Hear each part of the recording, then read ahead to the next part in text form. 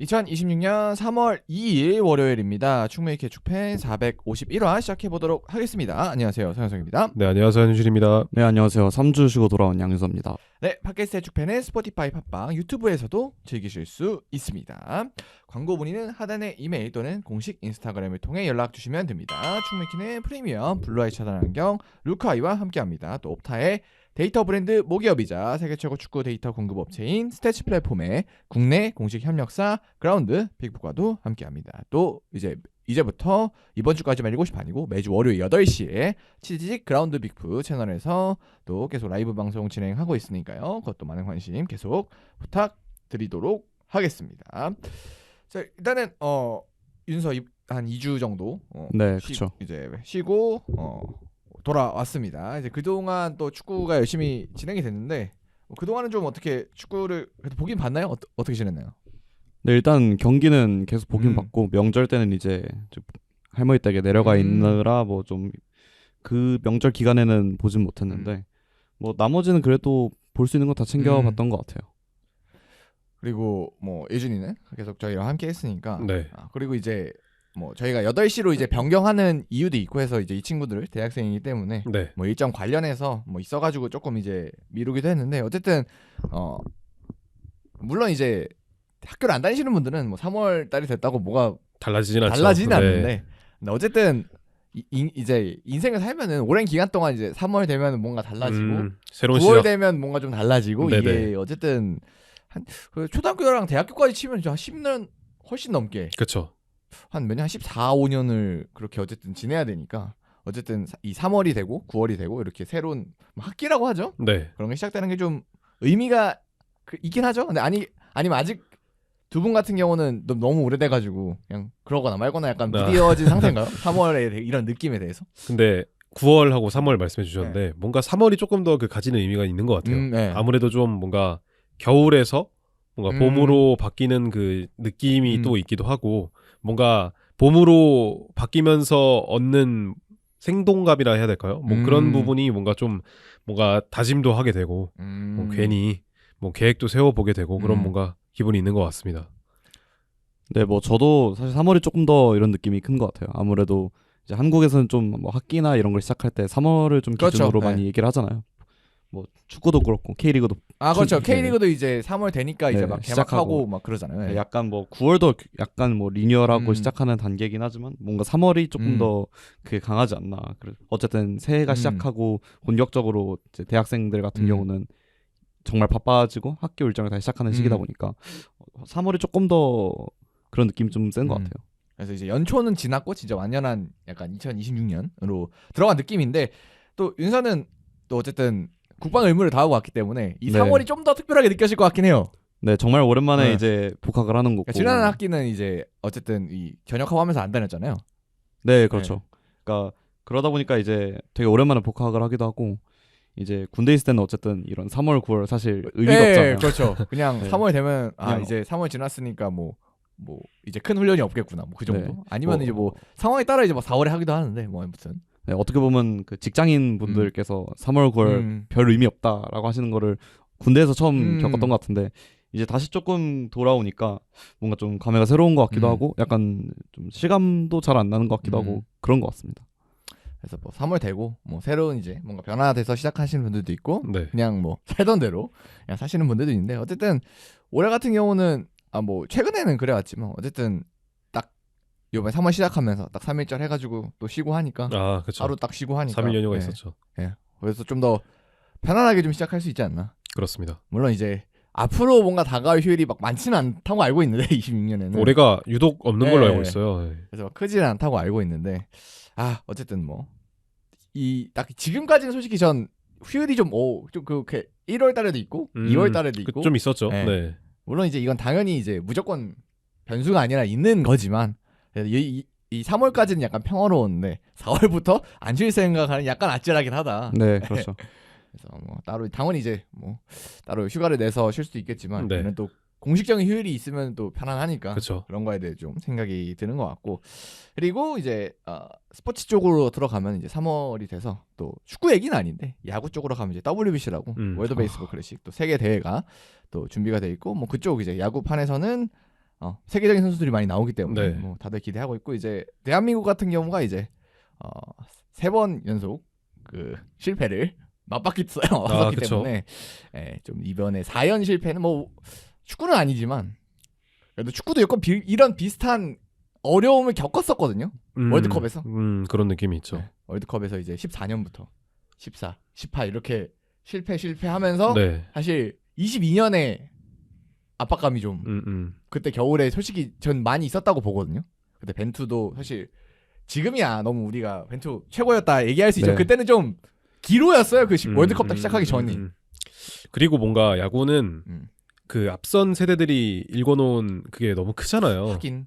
물론 이제 우리도 앞선 세대들이 이제 2002년에 월드컵 4강 뭐 이렇게 하긴 했지만 4강이 네. 어떻게 보면은 엄청난 뭔가 선구자 같은 업적이었다면 야구는 그 전에 해놨던 1회 대회부터 뭐 우리가 4강 WBC부터 갔으니까. 해서 그 베이징 올림픽 금메달도 있었고 되게 좋은 추억들이 많았는데 지금은 어떻게 보면은 네. 축구랑 좀 비슷한 입장이 됐잖아요. 저희가 좀 도전자 느낌이 강한 느낌이다 보니까 1라운드 같이 예선만 우리 통과하자. 네. 요 마인드로 지금 일단 가고 있으니까 최근엔. 그렇죠.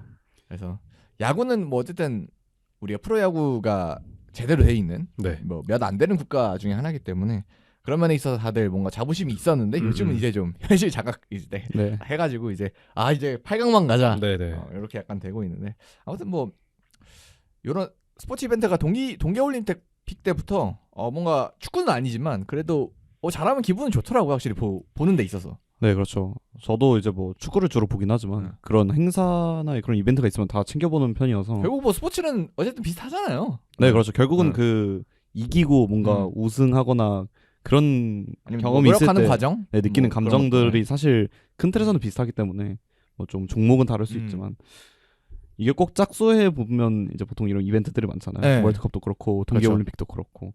그래서 뭐 우리는 WBC도 있고 하니까 뭐 나름 재밌는 한 해가 될 것 같긴 합니다. 그래서 좀 대표 선수들 이제 아마 이번 주 목요일부터 좀 진행이 될 텐데 좀 화이팅 하시고 네. 이번에는 부디 좀 예선 통과를 하셨으면 하는 마음. 오늘 네. 그 촬영일 기준으로 그 친선 경기가 네, 있었잖아요. 연습 경기죠. 네, 있었는데 네. 나쁘진 않았어요. 네, 그래서 뭐 한신 타이거즈라는 네네. 뭐 지난 시즌에 이제 일본에서 이제 1등했던 그런 팀들과 뭐 물론 이제 그 팀도 뭐 전력으로 나서진 않았는데 아무튼 뭐 나름의 이제 장단점을 보여주긴 했습니다만 뭐 어쨌든 우리가 상대해야 되는 팀들이 이제 한신 타이거즈 풀 전력에 비하면은 뭐 약하기 때문에 뭐 그런 면에 있어서는 뭐 긍정적일 수도 있고 네, 아무튼 뭐 이건 까봐야 아는 거니까 그렇습니다. 네, 이제 첫 경기 이제 체코부터 해가지고 뭐 일본, 대만 이렇게 가는데 네네. 네, 그래서 화이팅 하셔서 좀 다음 주에도 저희가 WBC 이렇게 잘 됐는데 다음 주에도 잘했으면 좋겠네라고 말할 수 있는. 왜냐면 이 주에 약간 안 되면 다음 주에 저희가 다시 언급하기가 좀 꺼려지거든요. 그쵸, 이게. 네, 그렇죠. 그 얘기는 이제 첫 경기, 두 번째 경기, 세 번째 경기까지 이제 아쉬웠다는 거기 때문에 예, 저희가 언급하실 점에 그렇게 되지 않기를 네. 응원을 저희도 하도록 하겠습니다. 자, 그래서 이렇게 야구 얘기까지 잠깐 해봤는데요. 그래서 저희가 오늘 또 축구 얘기를 첫 번째 준비한 거는 뭐 해외 축구 얘기는 아니고 국내 축구 얘기를 오랜만에 한번 준비를 해봤습니다. 저희가 준비한 이유는 일단 뭐 K리그 개막도 있지만 조금 기존의 K리그와는 좀 다른 흐름이 하나 발생을 했기 때문에 좀 준비를 해봤고요. 바로 수원 삼성의 이정효 감독에 대한 이야기입니다. 일단은 첫 경기를 이번에 개막전 치렀고 수원 삼성 홈에서 이제 첫 경기 시작하게 됐는데 좀 여러모로 센세이션했어요. 네, 뭐 일단 가장 주목받는 부분이 어떻게 보면 관중수였는데 수원 삼성 관중은 뭐 유명하잖아요. 그렇죠. 뭐 2부 내려간 이제 이후로도 네, 이제 2부에서 이제 평균 관중 최다 뭐 이렇게 기록하기도 하면서 굉장히 이제 관중 유치에 있어서는 뭐 이제 큰 감소 없이 그렇죠. 뭐 오히려 좀 이제 늘은 부분도 있다고 들었고 어쨌든 네. 잘 유지가 되고는 있었죠. 작년에 평균 관중이 제가 기억하기로 12,000명대였던 걸로 기억을 하고 그 인천과의 경기에서 빅보드에서 펼쳐진 네. 인천과의 경기에서 2만 명이 넘었었어요. 네. 그래서 K리그2 신기록을 갱신했었는데 이번 경기에서 다시 한번 갱신을 하게 됐죠. 그래서 이번 경기 관중 수가 최종 집계 결과 24,071명. 뭐 네. 이게 빅버드 매진은 아니라고 하는데 근데 어쨌든 빅버드의 약간 그 2층이라고 해야 될까? 그 위층 계속 열었어요. 네. 위층이 어쨌든 사실 그러니까 K2 기준으로는 그렇게 2층 채우기가 월드컵 경기장 기준 쉽지가 않은데 원래 그 네. 2층이 항시 여는 데가 아닙니다. 그렇죠. 통천으로 막 가려놓기도 하더라고 지난 시에 네네. 보니까. 근데 이제 너무 예매를 봤을 때 추이가 음. 많다 보니까 계속 열었는데 계속 다 차는 거예요. 네. 그래서 되게 많이 이번에는 24,000명까지 들어오게 됐는데 결과도 좋았으니까 네. 앞으로도 좀 관중 추이를 좀 음. 기대할 만하지 않을까 싶습니다. 그리고 첫 경기부터 뭐 그냥 이긴 것도 있지만 이기는 과정 자체도 좀 극적이었기 때문에 네. 약간 요번에 가셨던 분들이 좀 재미를 느끼고 다음에도 또 가고 싶다. 음. 약간 이럴 만한 또 경기였어가지고. 더구나 네. 이제 이랜드라는 상대가 어떤 상대인지를 좀 알면은 수원 삼성을 원래 서포팅했던 팬들 입장에서는 굉장히 좀 반가울 만한 승리였던 게 어떤 부분이냐면 리그 내에서 그 강등당한 이후로 네. 한 번밖에 못 이겼어요. 2시즌 있었는데. 네, FA컵까지 포함하면 2번. 그러니까 이랜드를 상대로 굉장히 좀 안 좋은 모습을 보여왔던 수원 삼성이었는데 홈에서는 더구나 이긴 적이 없었던 네. 기록이 있기 때문에 이번 경기에서의 승리가 굉장히 좀 반갑게 다가오지 않았나라는 생각입니다. 그래서 이렇게 많은 관중분들이 오셨던 만큼 관심도도 높았던 경기고 그에 따라 이제 요 중계하는 쿠팡 플레이에서도 이제 쿠플픽 네. 일주일에 딱 한 경기씩 전해서 딱 정해가지고 프리뷰도 하고 막 이렇게 좀 다채롭게 준비하는 중계가 있는데 그것도 이제 사실 K리그2 최초로 개막전에서 또 작년에 한번 인천 하긴 수원을 했는데 한번 하긴 했었죠. 네. 근데 그거 개막전은 또 아니었죠. 그쵸. 네. 그래서 개막전에선 처음으로 또 쿠플픽으로 선정을 해서 네. 또 하기도 했었던 만큼 정말 온 오프라인 모두 좀 이 경기 주목을 받았는데 윤서 같은 경우는 제가 알기로는 막 뭐 매주 K리그를 보는 그 정도까지는 아니라고 알고 있거든요. 네, 원래는 네. 사실 그냥 간혹 가다가 일정이 맞으면 보거나 아니면 오히려 네. 전 직관을 조금 더 가는 편이라서. 근데 저도 이번에는 이제 이걸 보기 위해서 조금 시청을 했었는데 사실 쿠플픽이 주는 그러니까 뭐 어쨌든 쿠플에서 하는 약간 일종의 픽하는 거긴 한데 그러니까 결국 이제 중계사에서 봤을 때 일주일 중에 가장 핫한 경기다라고 이제 찝어주는 거잖아요. 네. 그러니까 이게 중개사 입장에서 어쨌든 돈을 벌어야 되잖아요. 아 그렇죠. 가장 말씀하신 대로 수익성이 좋은 경기를 뽑아야 되는데 그게 어쨌든 2부 리그 경기를 꼽았다는 것 자체부터가 좀 의미하는 바가 크지 않나 싶습니다. 그래서 이 꼭 K리그를 매주 보시는 분들이 아니더라도 올 시즌 이제 수원 삼성의 경기는 좀 챙겨볼 만하다라는 네. 거를 이제 경기 내적으로 뭐 관중이 많이 오고 뭐 이런 걸 떠나서 관심도를 떠나서 그냥 경기 내적으로도 좀 보여준 것 같아서 좀 개인적으로 좀 많이 기대가 되는 것 같아요. 좀 K리그의 붐을 뭐 투긴 하지만 네. 좀 더 뭔가 펌핑할 수 있는 계기가 될 수 있지 않을까. 그래서 그 이유를 이제 살펴보자면 일단은 뭐 수원 삼성이 이번 시즌에 들어서 변성환 감독이 이제 나가고 네. 좋은 선수들을 많이 영입을 했습니다. 그리고 일단은 뭐 이름값만 해도 네. 약간 우리가 아는 선수들이 많이 왔잖아요. 일단 뭐 홍정호를 비롯해서 뭐 고승범 같은 자원들도 왔고 그런 영입도 좋았고 그리고 이제 앞서서 언급했듯 수원 삼성 팬들의 서포팅 능력도 원래는 굉장히 좀 유명하잖아요. 아 그렇죠. 뭐 K리그 1 옛날에 뭐 서울이랑 뭐 슈퍼매치 하던 뭐 그런 때는 사실 거의 가장 대단한 서포터라고 칭해도 뭐 부족하지 않는 정도니까요. 그쵸. 네. 근데도 이렇게 많은 관심도를 받은 이유는 아무래도 이정효 감독 때문일 거예요. 그렇죠. 뭐 감독이 사실 지난 뭐 물론 이제 선수도 많이 왔지만 사실 그 선수가 온 것도 어떻게 보면 이정효 감독의 영향력이 네. 좀 크다고 볼 수가 있겠고요. 그 옛날에 그러니까 작년이죠. 그 K리그 올스타 선수들이 경기를 네. 할 때 이정효 감독이 코치 맞아요. 지식으로 수석 코치 수석 느낌으로. 코치로서 약간 전술의 대부분을 네. 이제 관장하던 시기가 있었잖아요. 그때 선수들의 반응을 보면 아 감독 축구 재밌다. 이정효 감독이 축구 재밌다. 사실 이런 거를 생각하면 선수들도 이 이정효 감독이라는 분에 대해서 많이 매력을 느끼고 있을 거고 아마 수원이 좋은 선수들이 들어오게 된 계기 중에 하나는 선수들이 아 자기도 수원에 가면 2부 리그지만 이정효 감독님의 지도를 받아볼 수 있겠다는 기대감이 있지 않았을까 싶어요. 그래서 뭐 홍정효 같은 선수도 먼저 오히려 연락을 해서 함께 하고 싶다. 뭐 이런 의사를 전달했다고 하기도 하고 뭐 그리고 뭐 정호연 같은 이제 기존에 좀 지도했던 선수들 복귀하기도 하고 뭐 그래서 진짜 수원이 뭐 당연히 이제 2부 리그니까 원래도 전력이 뭐 괜찮은 편이긴 했는데 올 시즌 뭐 더 강해졌고 그에 따라 좀 이정효 감독이 하고자 하는 축구를 좀 잘 보여줄 수 있겠다. 뭐 이런 기대감들이 이제 뭐 그 개막전 관중 수나 아니면 뭐 쿠플픽 선정이나 뭐 이런 부분으로 좀 나타난 게 아닌가 싶은데 그러면 과연 도대체 이정효가 어떻게 하길래 이렇게 사람들이 관심을 가지나 그것도 한번 축구 내적으로도 한번 살펴보도록 하겠습니다.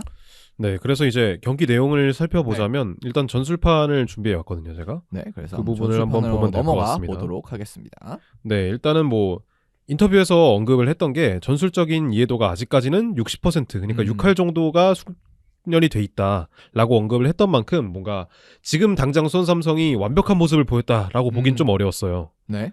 근데 이제 그래도 어떤 결의 축구를 할 건지에 대해서 명확하게 보였던 장면들이 많았어요. 네. 그 부분이 어떤 부분이었냐면 일단 첫 번째는 이제 후방 빌드업이 될 것 같거든요. 네. 후방 빌드업을 할 때 상대팀인 이랜드가 원래도 그렇지만 이번 경기에서도 강한 전방 압박을 준비해오는 팀이에요. 네. 그러면은 수원 삼성이 이를 어떤 식으로 벗겨낼 수 있느냐가 이번 경기에서 굉장히 좀 중요한 포인트가 될 텐데 송주훈과 홍정호가 양 센터백으로 섰고 그리고 박대원과 이건희가 양 사이드백에 위치를 했는데 이 선수들이 다 넓게 위치하고 있습니다.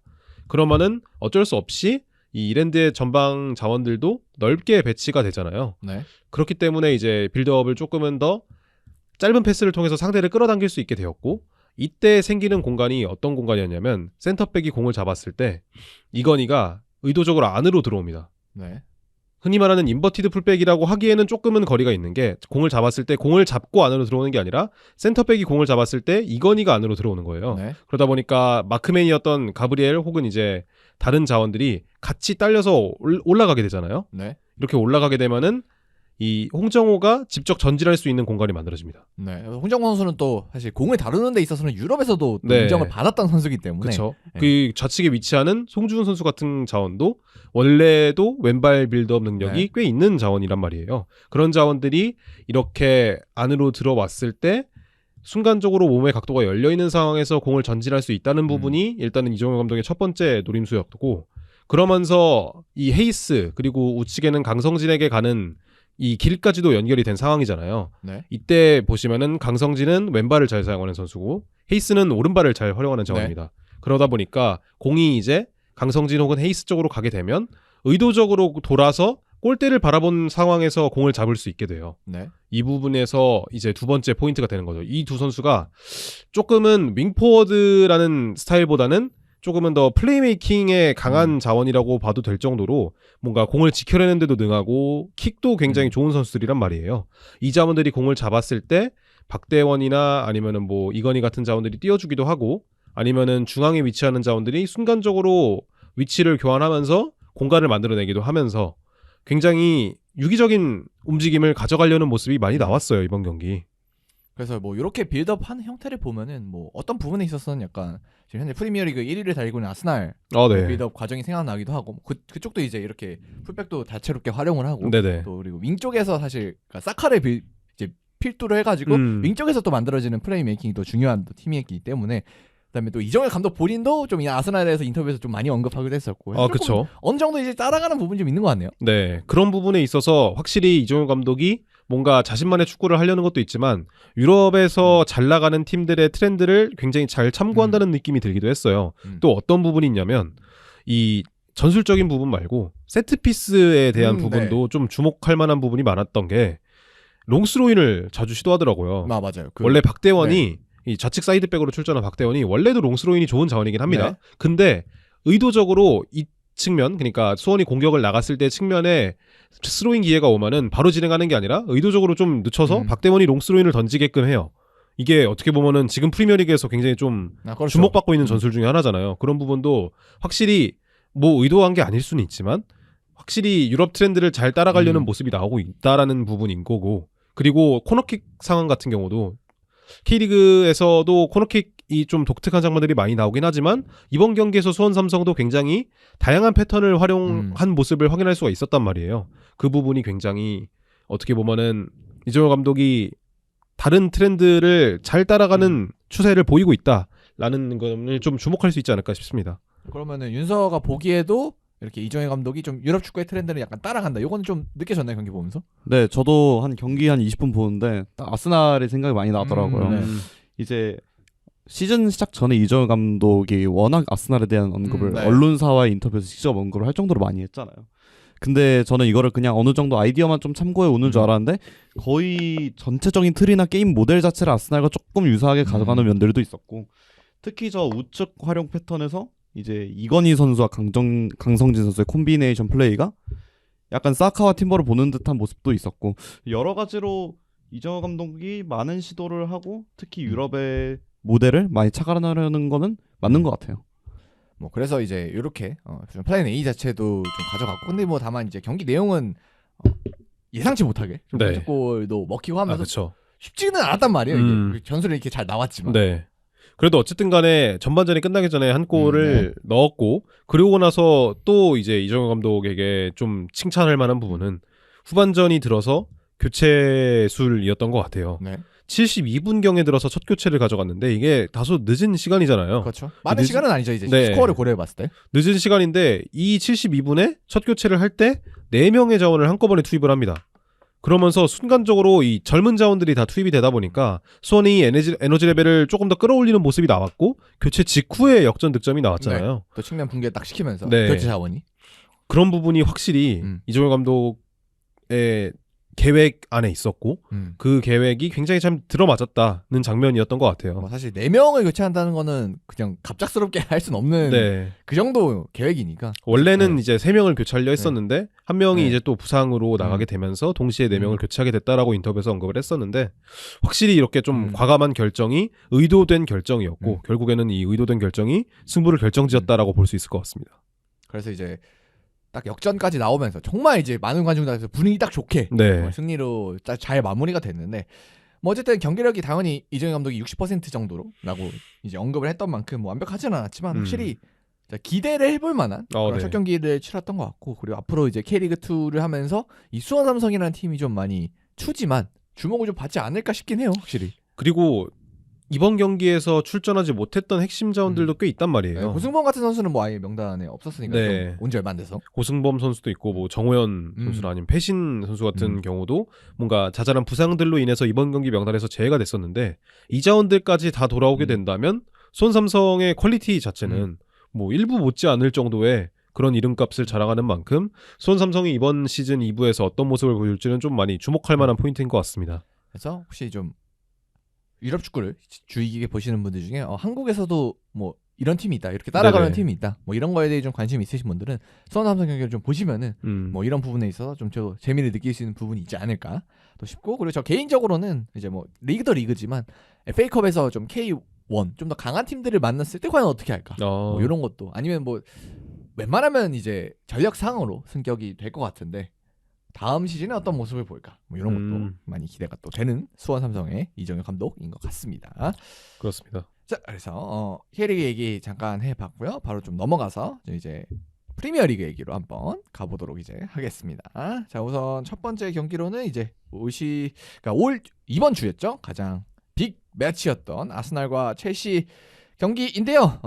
일단은 이번엔 또 인수한테 준비를 부탁을 해봤고 그래서 좀 이제 기존에는 거의 이제 아스날 팬인 예준이의 시선으로 거의 아스날 경기를 얘기를 들었었는데 뭐 좀 다른 약간 다른 시선도 궁금하고 뭐 그리고 사실 이 경기가 아스날 입장에서 굉장히 또 중요한 경기였기 때문에 그쵸. 우승의 길목 이런 거에 있어서 뭐 일정상의 뭐 이슈도 있고 그래서 좀 중요한 경기였는데 예준이한테 좀 편하게 보고자 편하게 약간 볼 기회를 팬으로서 즐길 기회를 주고자 이게 더 좋은 것 같아요. 네. 그래서 뭐 당연히 이제 예준이 경기 봤으니까 네. 관련해서 첨언도 많이 할 거니까요. 네네. 그래서 한번 다르게 한번 이번엔 진행을 해보도록 하겠습니다. 그래서 아스날과 첼시 한번 윤서가 준비한 대로 한번 들어가 보겠습니다. 그래서 결과는 아스널이 2대1로 승리를 하면서 참 중요한 승리를 거뒀어요. 네, 그렇죠. 아스날 입장에서는 이제 지금 시티한테 조금 쫓기고 있는 입장이잖아요. 시티가 좀 무섭게 달려오고 있고 한 경기도 지금 차이가 나는 상황에서 이번 경기에서 뭐 패배를 하거나 비겼으면 그러면은 이제 시티의 결과에 따라서 뒤집어질 수도 있는. 뒤집어지거나 아니면 승점이 동률이 될 수 있는 상황이 되고 뭐 또 득실도 사실 두 팀이 거의 비슷하거든요. 그런 걸 따지면은 아스날 입장에서는 가장 큰 산이라고 볼 수 있는 첼시전을 넘어갔다는 거는 굉장히 결과적으로는 고무적일 것 같습니다. 뭐 아이러니하게도 일단 경기 내용을 얘기하기 전에 또 이제 잠깐 세트피스 얘기를 안 하고 갈 수가 없을 것 같긴 한데 양팀 세 골이 모두 일단 세트피스에서 터졌습니다. 다 아스날이 넣었죠.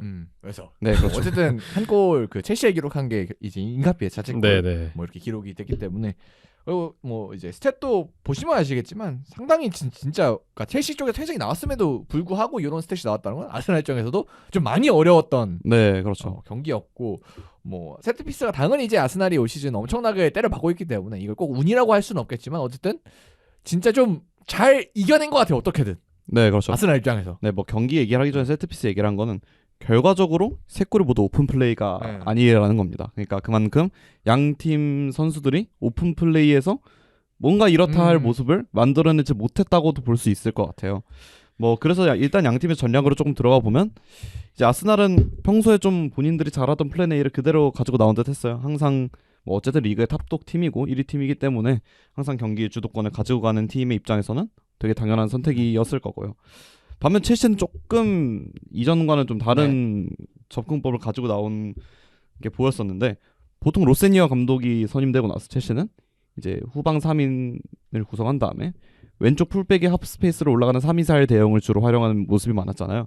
근데 오늘은 좌측 풀백으로 나온 하토 선수가 측면 터치라인 끝쪽에 위치하고 반면에 이제 우측 풀백인 리스 제임스 선수가 이제 2선까지는 아니라 한 2.5선 정도까지 올라가고 이제 후방 3인 같은 경우는 이제 3선의 카이세더 산토스 중 한 명이 교차적으로 내려오는 라볼 피아나 형태를 좀 취하는 경우가 많았어요. 그러고 위에는 이제 리스 제임스가 2.5선 우측 하프스페이스 구역 쪽에 위치를 하고 엔소는 반대로 좌측 하프스페이스에서 위치를 해주고 파머가 그 위에 중앙에서 위치한 다이아몬드 형태의 약간 3-4-3인데 다이아몬드 형태의 3-4-3 정도로 봐주시면 될 것 같아요. 이거에 대한 의도를 조금이라도 추측을 해보자면 첼시가 그래도 중앙에서의 조금 장악력을 높이고 싶어 했던 것 같아요. 어쨌든 아스날의 가장 강력한 무기 중 하나는 라이스 수비맨디 그리고 오늘은 나오지 않았지만 웨데고르 자리에 공격형 미드필더 3미들의 끊임없는 유기적인 순환 이게 가장 주된 루트가 될 텐데 이 지역에서 첼시가 최대한 수적 우위를 가져가기 위해서 뭐 후방 3인도 뭐 라블 피아노 형태를 취하면서 미드필더 선수를 위치시키고 나머지 위에 선수들도 거의 4명에 가까운 중원 자원들을 통해 뭐 4대3 수적 우위 혹은 내지는 지공 상황에서는 거의 5대3까지 만들어내는 모습들이 조금 있었던 것 같아요. 이런 상황에서 두 팀은 이제 거의 복싱으로 따지면 잼만 나간다고 할까요?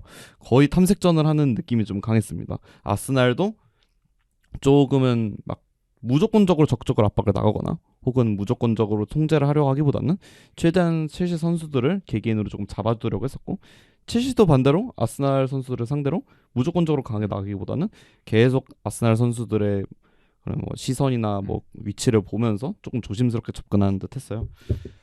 그래서 저는 개인적으로 보면서 초반에 이 두 팀이 약간 그래도 좀 보수적으로 나가는 걸 보면서 확실히 그러니까 아스날도 아스날이지만 첼시도 지금 챔피언스리그 진출을 위해서는 승점이 좀 많이 고픈 상황이기 때문에 그렇죠. 두 팀 모두 약간 패배에 대한 부담을 많이 가지고 처음에 시작한 경기가 아니었을까. 네, 뭐 어쨌든 언론의 시선이 좀 아스날 쪽에 집중이 네. 되어 있었지만 첼시도 최근 경기를 좀 지켜보면은 리즈전에 무승부를 기록했고 번리전에서도 대장 무승부를 때문에. 기록을 하면서 사실상 강등권에 위치하고 있는 두 팀을 상대로 홈에서 승점을 못 가져왔단 음. 말이에요. 그러면서 이제 지금 당장 순위가 이제 6위로 내려오게 되었잖아요. 첼시 입장에서도 분명히 승점이 필요한 상황이었고 승리가 필요했기 때문에 조금은 더 조심스럽게 나온 게 아닐까 싶습니다. 그래서 이제 결국 두 팀 모두 승점이 좀 고픈 상황이어서 좀 초반에는 좀 많이 그냥 탐색전 양상 뭐 쉽게 네. 말하면 그렇게 계속 진행이 되긴 했었죠. 네. 그래서 뭐 수비 쪽에서 보면 양 팀 모두 뭐 지역방보다는 약간 맨마킹을 조금 네. 더 적극적으로 활용하는 모습들이 있었어요. 첼시는 일단 수비할 때 기본적으로 4-3-3 형태로 뭐 전방에는 파머, 주앙 페드로 네투가 위치하고 이제 포지션상으로 4-2-3-1의 좌측 윙포워드처럼 나왔던 엔소는 안으로 좁혀서 이제 뭐 4-3-3의 좌측 뭐 박스투박스 미드필더 이 정도의 위치에서 아스날의 3미드를 그대로 3대3 맨마킹을 가져가는 모습들이 있었고 그러면서 이제 아스날의 중원들이 볼을 좀 잡더라도 편하게 돌아서지 못하거나 아니면 볼을 아예 투입하지 못하도록 3미드를 최대한 묶어놓으려고 하는 모습들이 있었어요. 근데 이 과정에서도 뭐 어쨌든 아스날은 이제 살리바와 마갈량스 두 명이 이제 후방 빌드업에 참여하고 이제 양쪽 풀백들도 적극적으로 빌드업에 참여를 하잖아요. 그러니까 이 4명의 선수들이 있는데 아무래도 첼시의 3명의 선수들이 위에서 견제를 하려다 보니까 압박을 적극적으로 나가기에는 조금은 어려운 형태였던 것 같아요. 대신 첼시는 어쨌든 아스날이 워낙 강팀이기도 하고 이제 아스날이 어떻게 보면 통제를 하는 측면에 있어서는 지금 리그에서 가장 뛰어난 모습을 보이잖아요. 그러니까 뭐 이 통제를 하지 못하게 하기보다는 뭐 통제력을 조금은 내주더라도 그 아래에서 뭔가 앞선에서 뭔가를 하지 못하게 만드는데 조금 중점을 뒀던 것 같아요. 그래서 이제 어디서든 이제 1대1이 걸려 있으니까 뭐 선수들의 개개인의 역량에 좀 기대해야 되는 측면들이 있었는데 사실 양 팀 모두 어느 구역에서도 뭔가 확실하게 어느 선수가 우위를 가져갔다고 보기는 조금 어려웠던 것 같아요. 이제 그래서 뭐 자연스럽게 아까 말씀드렸듯이 뭐 잼만 나가는 좀 탐색전 분위기가 이어질 수밖에 없었던 게 한쪽에서 뭔가 확실한 우위나 특정한 뭐 상대의 약점 혹은 자신의 강점을 살리는 부분들이 조금 적었고 그러다 보니 1대1로 맞섰을 때 조금 이겨내야 됐었는데 사실 양팀 선수 모두 11명의 11대 11 상황에서 약간 이렇다 할 조금 모습들이 조금 안 보였던 전반전 그리고 골이 터지기 전까지는 좀 그런 모습들이 많이 이어졌던 것 같아요. 그래서 결국은 이제 제3자들 입장에서는 딱 좀 많이 붙어야 막 서로 막 뚫리고 슈팅도 하고 뭐 이래 재밌는데 물론 이제 슈팅 수가 적었던 건 아닙니다만 뭐 그렇게까지 다이나믹한 경기는 아니었거든. 근데 이게 역으로 좀 팬의 입장에서 보자면 이런 네. 탐색전도 약간 살얼음판을 걷는 기분이 아니었을까. 그쵸. 근데 어쨌든 아스날이 저는 조금 더 네. 그래도 첼시보다는 위협적인 기회를 많이 만들었다고 생각을 하긴 했어요. 근데 뭐 XG도 저 이제 전반전 네. 놓고 보면은 이제 아스날이 0.73 슈팅 8개 그리고 첼시가 0.49 슈팅 3개 해서 아스날 쪽에 찬스가 좀 더 많았다고 보는 건 뭐 틀리지 않은 것 같습니다. 그 부분이 어떤 부분이었냐면 어쨌든 전방 압박의 퀄리티가 첼시보다는 아스날이 조금 더 우위를 점했다라고 생각을 했던 부분이었거든요. 그 부분은 일단은 골키퍼의 성향 차이가 있었던 것 같아요. 라야와 산체스 차이. 네. 산체스가 한번 대형 사고를 낼 미스를 뻔했죠. 낼 뻔했죠. 이 산체스가 킥이 좋은 자원이긴 합니다. 킥을 잘 음. 차는 선수긴 해요. 둘 다 스페인 선수기도 하고 둘 다 국가대표기도 하잖아요. 이 선수가 킥을 잘 차는데 제가 봤을 때는 이 산체스가 짧은 패스를 할 때는 좋지 못한 선수예요. 그러니까 킥 멀리 차는 건 좋은데. 네, 멀리 차서 뭔가 그 공간을 보거나 때리는 것 자체는 좋으나 뭔가 짧은 형태에서 뭔가 선수들끼리 주고받는 역할은 별로 잘 안 어울리는 듯 보였거든요. 이 네. 부분이 아스날이 노렸던 부분이었던 것 같아요. 특히 이제 첼시 같은 경우에는 지난 경기에서 이제 포파나가 퇴장을 당하면서 이번 경기에서 마마두 사르가 네. 처음으로 선발로 나왔잖아요. 프리미어리그 첫 선발이었던 만큼 뭔가 좀 얼어있는 모습이 있었단 말이에요. 거기다가 이제 파트너인 찰로바도 사실 빌드업 능력이 그렇게 뛰어난 센터백이라고는 네. 하기 어려운 선수다 보니까 첼시의 최후방이 어쩔 수 없이 다 좀 발밑이 좋지 않은 선수들로 이루어져 있었고 이때 산체스가 계속해서 실수를 범하면서 아스날이 조금은 템포를 빠르게 가져갈 수 있는 공격 자원들이 그러니까 하이 턴오버가 꽤 많았던 전반전이었어요. 여기서 아스날이 뭔가 끝낼 수 있었던 그러니까 득점을 만들 수 있었던 장면이 몇 번 있었습니다만 이번 경기에서만큼은 에제의 활약이 좀 아쉬웠다라고 볼 수 있을 것 같아요. 그래서 뭐 에제가 사실 북런던 더비에서 워낙 네. 이제 임팩트가 컸지만 사실 다른 경기들에서 좀 이제 아쉽다라는 평가가 이제 이번 시즌 내내 좀 있어왔는데, 그러니까 이번 경기에서도 좀 그런 평가를 극복하기에는 좀 어려운. 이게 사실 조금 아쉬운. 네, 에제가 좋을 만한 환경이긴 했어요. 그 환경이 어떤 환경이냐면 이 조금은 빠르게 치고 나갈 수 있는 뭔가 속공 상황에서 에제가 할 수 있는 부분이 많거든요. 공을 네. 골대를 보고 잡았을 때 양발을 활용해서 빠르게 이제 침투 패스나 아니면 슈팅을 만들어내는 게 이제 좀 가장 큰 강점이라고 볼 수 있는 부분인데 이번 경기에서는 그런 장면들이 많았음에도 불구하고 터치가 좀 튀거나 아니면은 뭔가 공격수와의 호흡에서 문제가 있거나 이런 부분들이 에제를 좀 괴롭혔던 것 같습니다. 그렇습니다. 그래서 아스날이 조금 이제 잽 싸움에서 앞서 나가긴 했지만 뭐 엄청난 찬스들이 많이 나온 경기는 또 네. 아니었고 어쨌든 그 약간 끈적한 좀 전반전이 진행이 되고 있었는데 뭐 그래도 좀 선수들이 좀 변덕인 선수들이 있긴 있었으니까 그런 선수적으로 좀 살펴주시면 좋을 것 같아요. 선수 개인적으로도. 뭐 어쨌든 그래도 첼시에서 조금 괜찮았던 선수를 꼽아보자면 당연히 저는 카이세도를 안 뽑을 수가 없을 것 같아요. 네. 아까 말씀해 주셨던 대로 에제가 오늘 조금 아쉬웠다고 했잖아요. 근데 일단 그래도 에제 선수한테 기대하는 거는 외대고로보다는 조금 더 박스 타격을 하거나 그렇죠.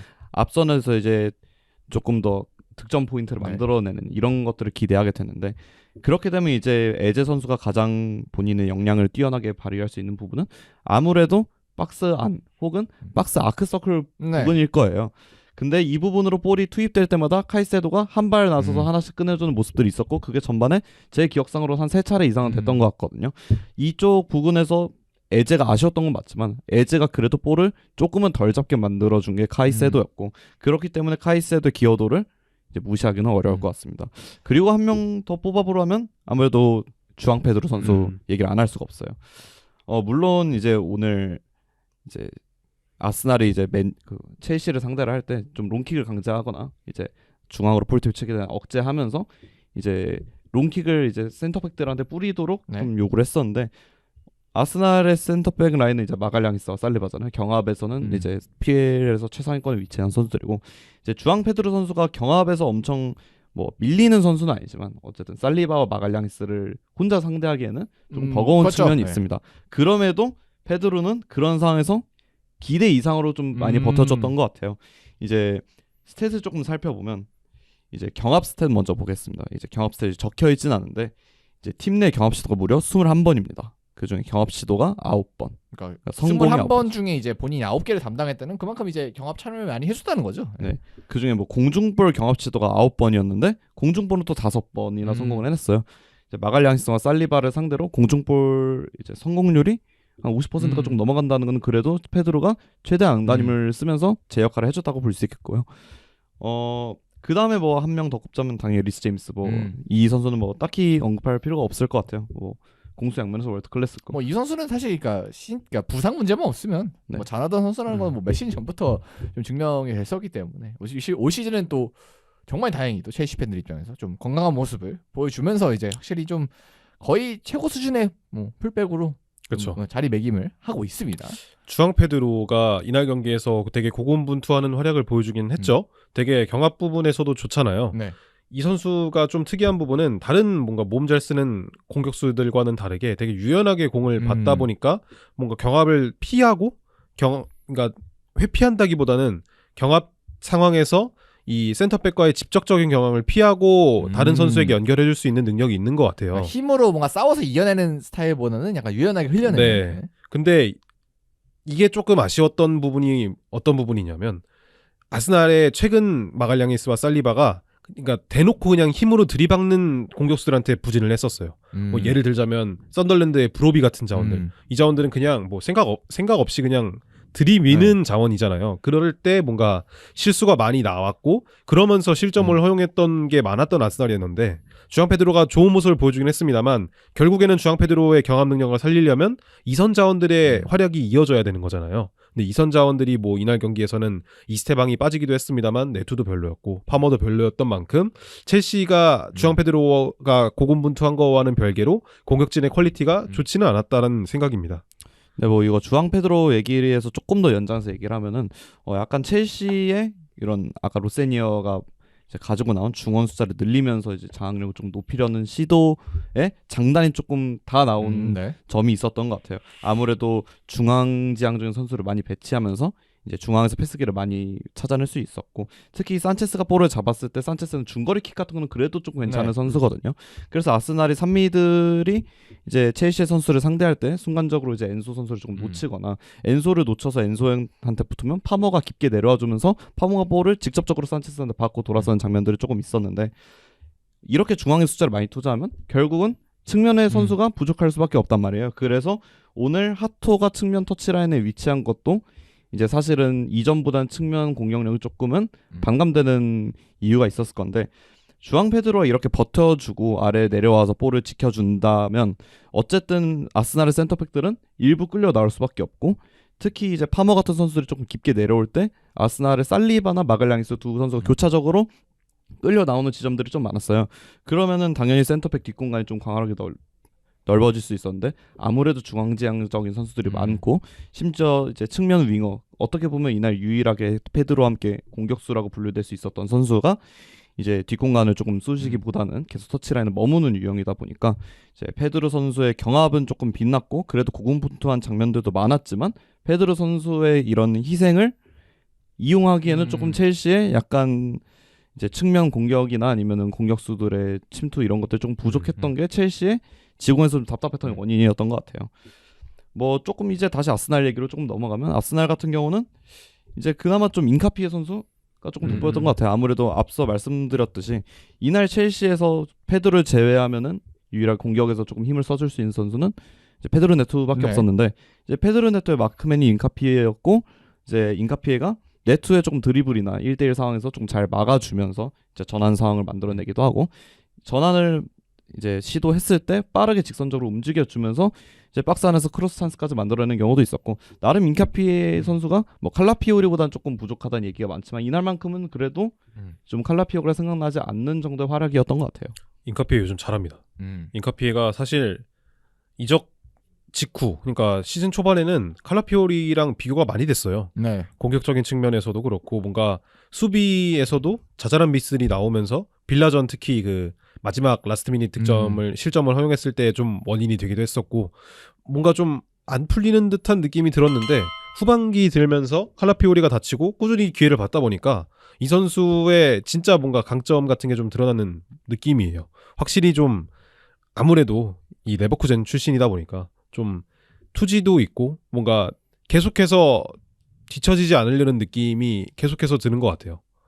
그래서 확실히 인간피해도 아스날에서 괜찮은 또 활약을 오늘 펼쳐줬고 그러다 보니까 결국은 이제 처음 얘기로 돌아가서 이제 서로 짤만 날리는 그런 이제 그림들이 전반적으로 펼쳐졌었고 득점은 이제 전반에 2골이 나오긴 했습니다. 모두 세트피스 네, 상황에서 그렇죠. 이제 나와 있게 됐는데 뭐 어쨌든 세트피스로 이번 경기 3골이 모두 터졌으니까 이번에 세트피스를 쫙 한번 털고 가자면은 일단은 아스날의 첫 번째 득점 같은 경우는 그거는 좀 확실히 요즘 이제 아스날 세트피스에서 여러 이제 말들이 많은데 네. 그 첫 번째 득점은 확실히 이 패턴이 먹힌 또 득점이 아닌가. 그렇죠. 확실히 이 마갈량이스가 뒤로 돌아가는 게 확실히 약속됐던 그 음. 자리에 딱 가기로 약속됐던 부분이었던 것 같고 그 첼시 그 수비 배치 약점을 좀 잘 파고 들었던 것 같아요. 그 첫 번째 득점은. 네, 뭐 아스날이 많이 활용하는 패턴 중에 하나였는데 사실 그 패턴이 최근에는 잘 나오지 못했었어요. 근데 어쨌든 마갈량이스를 바라보는 킥도 좋았고 마갈량이스의 헤더도 좋았고 뭐 살리바의 그 2차 리액션 역시도 굉장히 좋았습니다.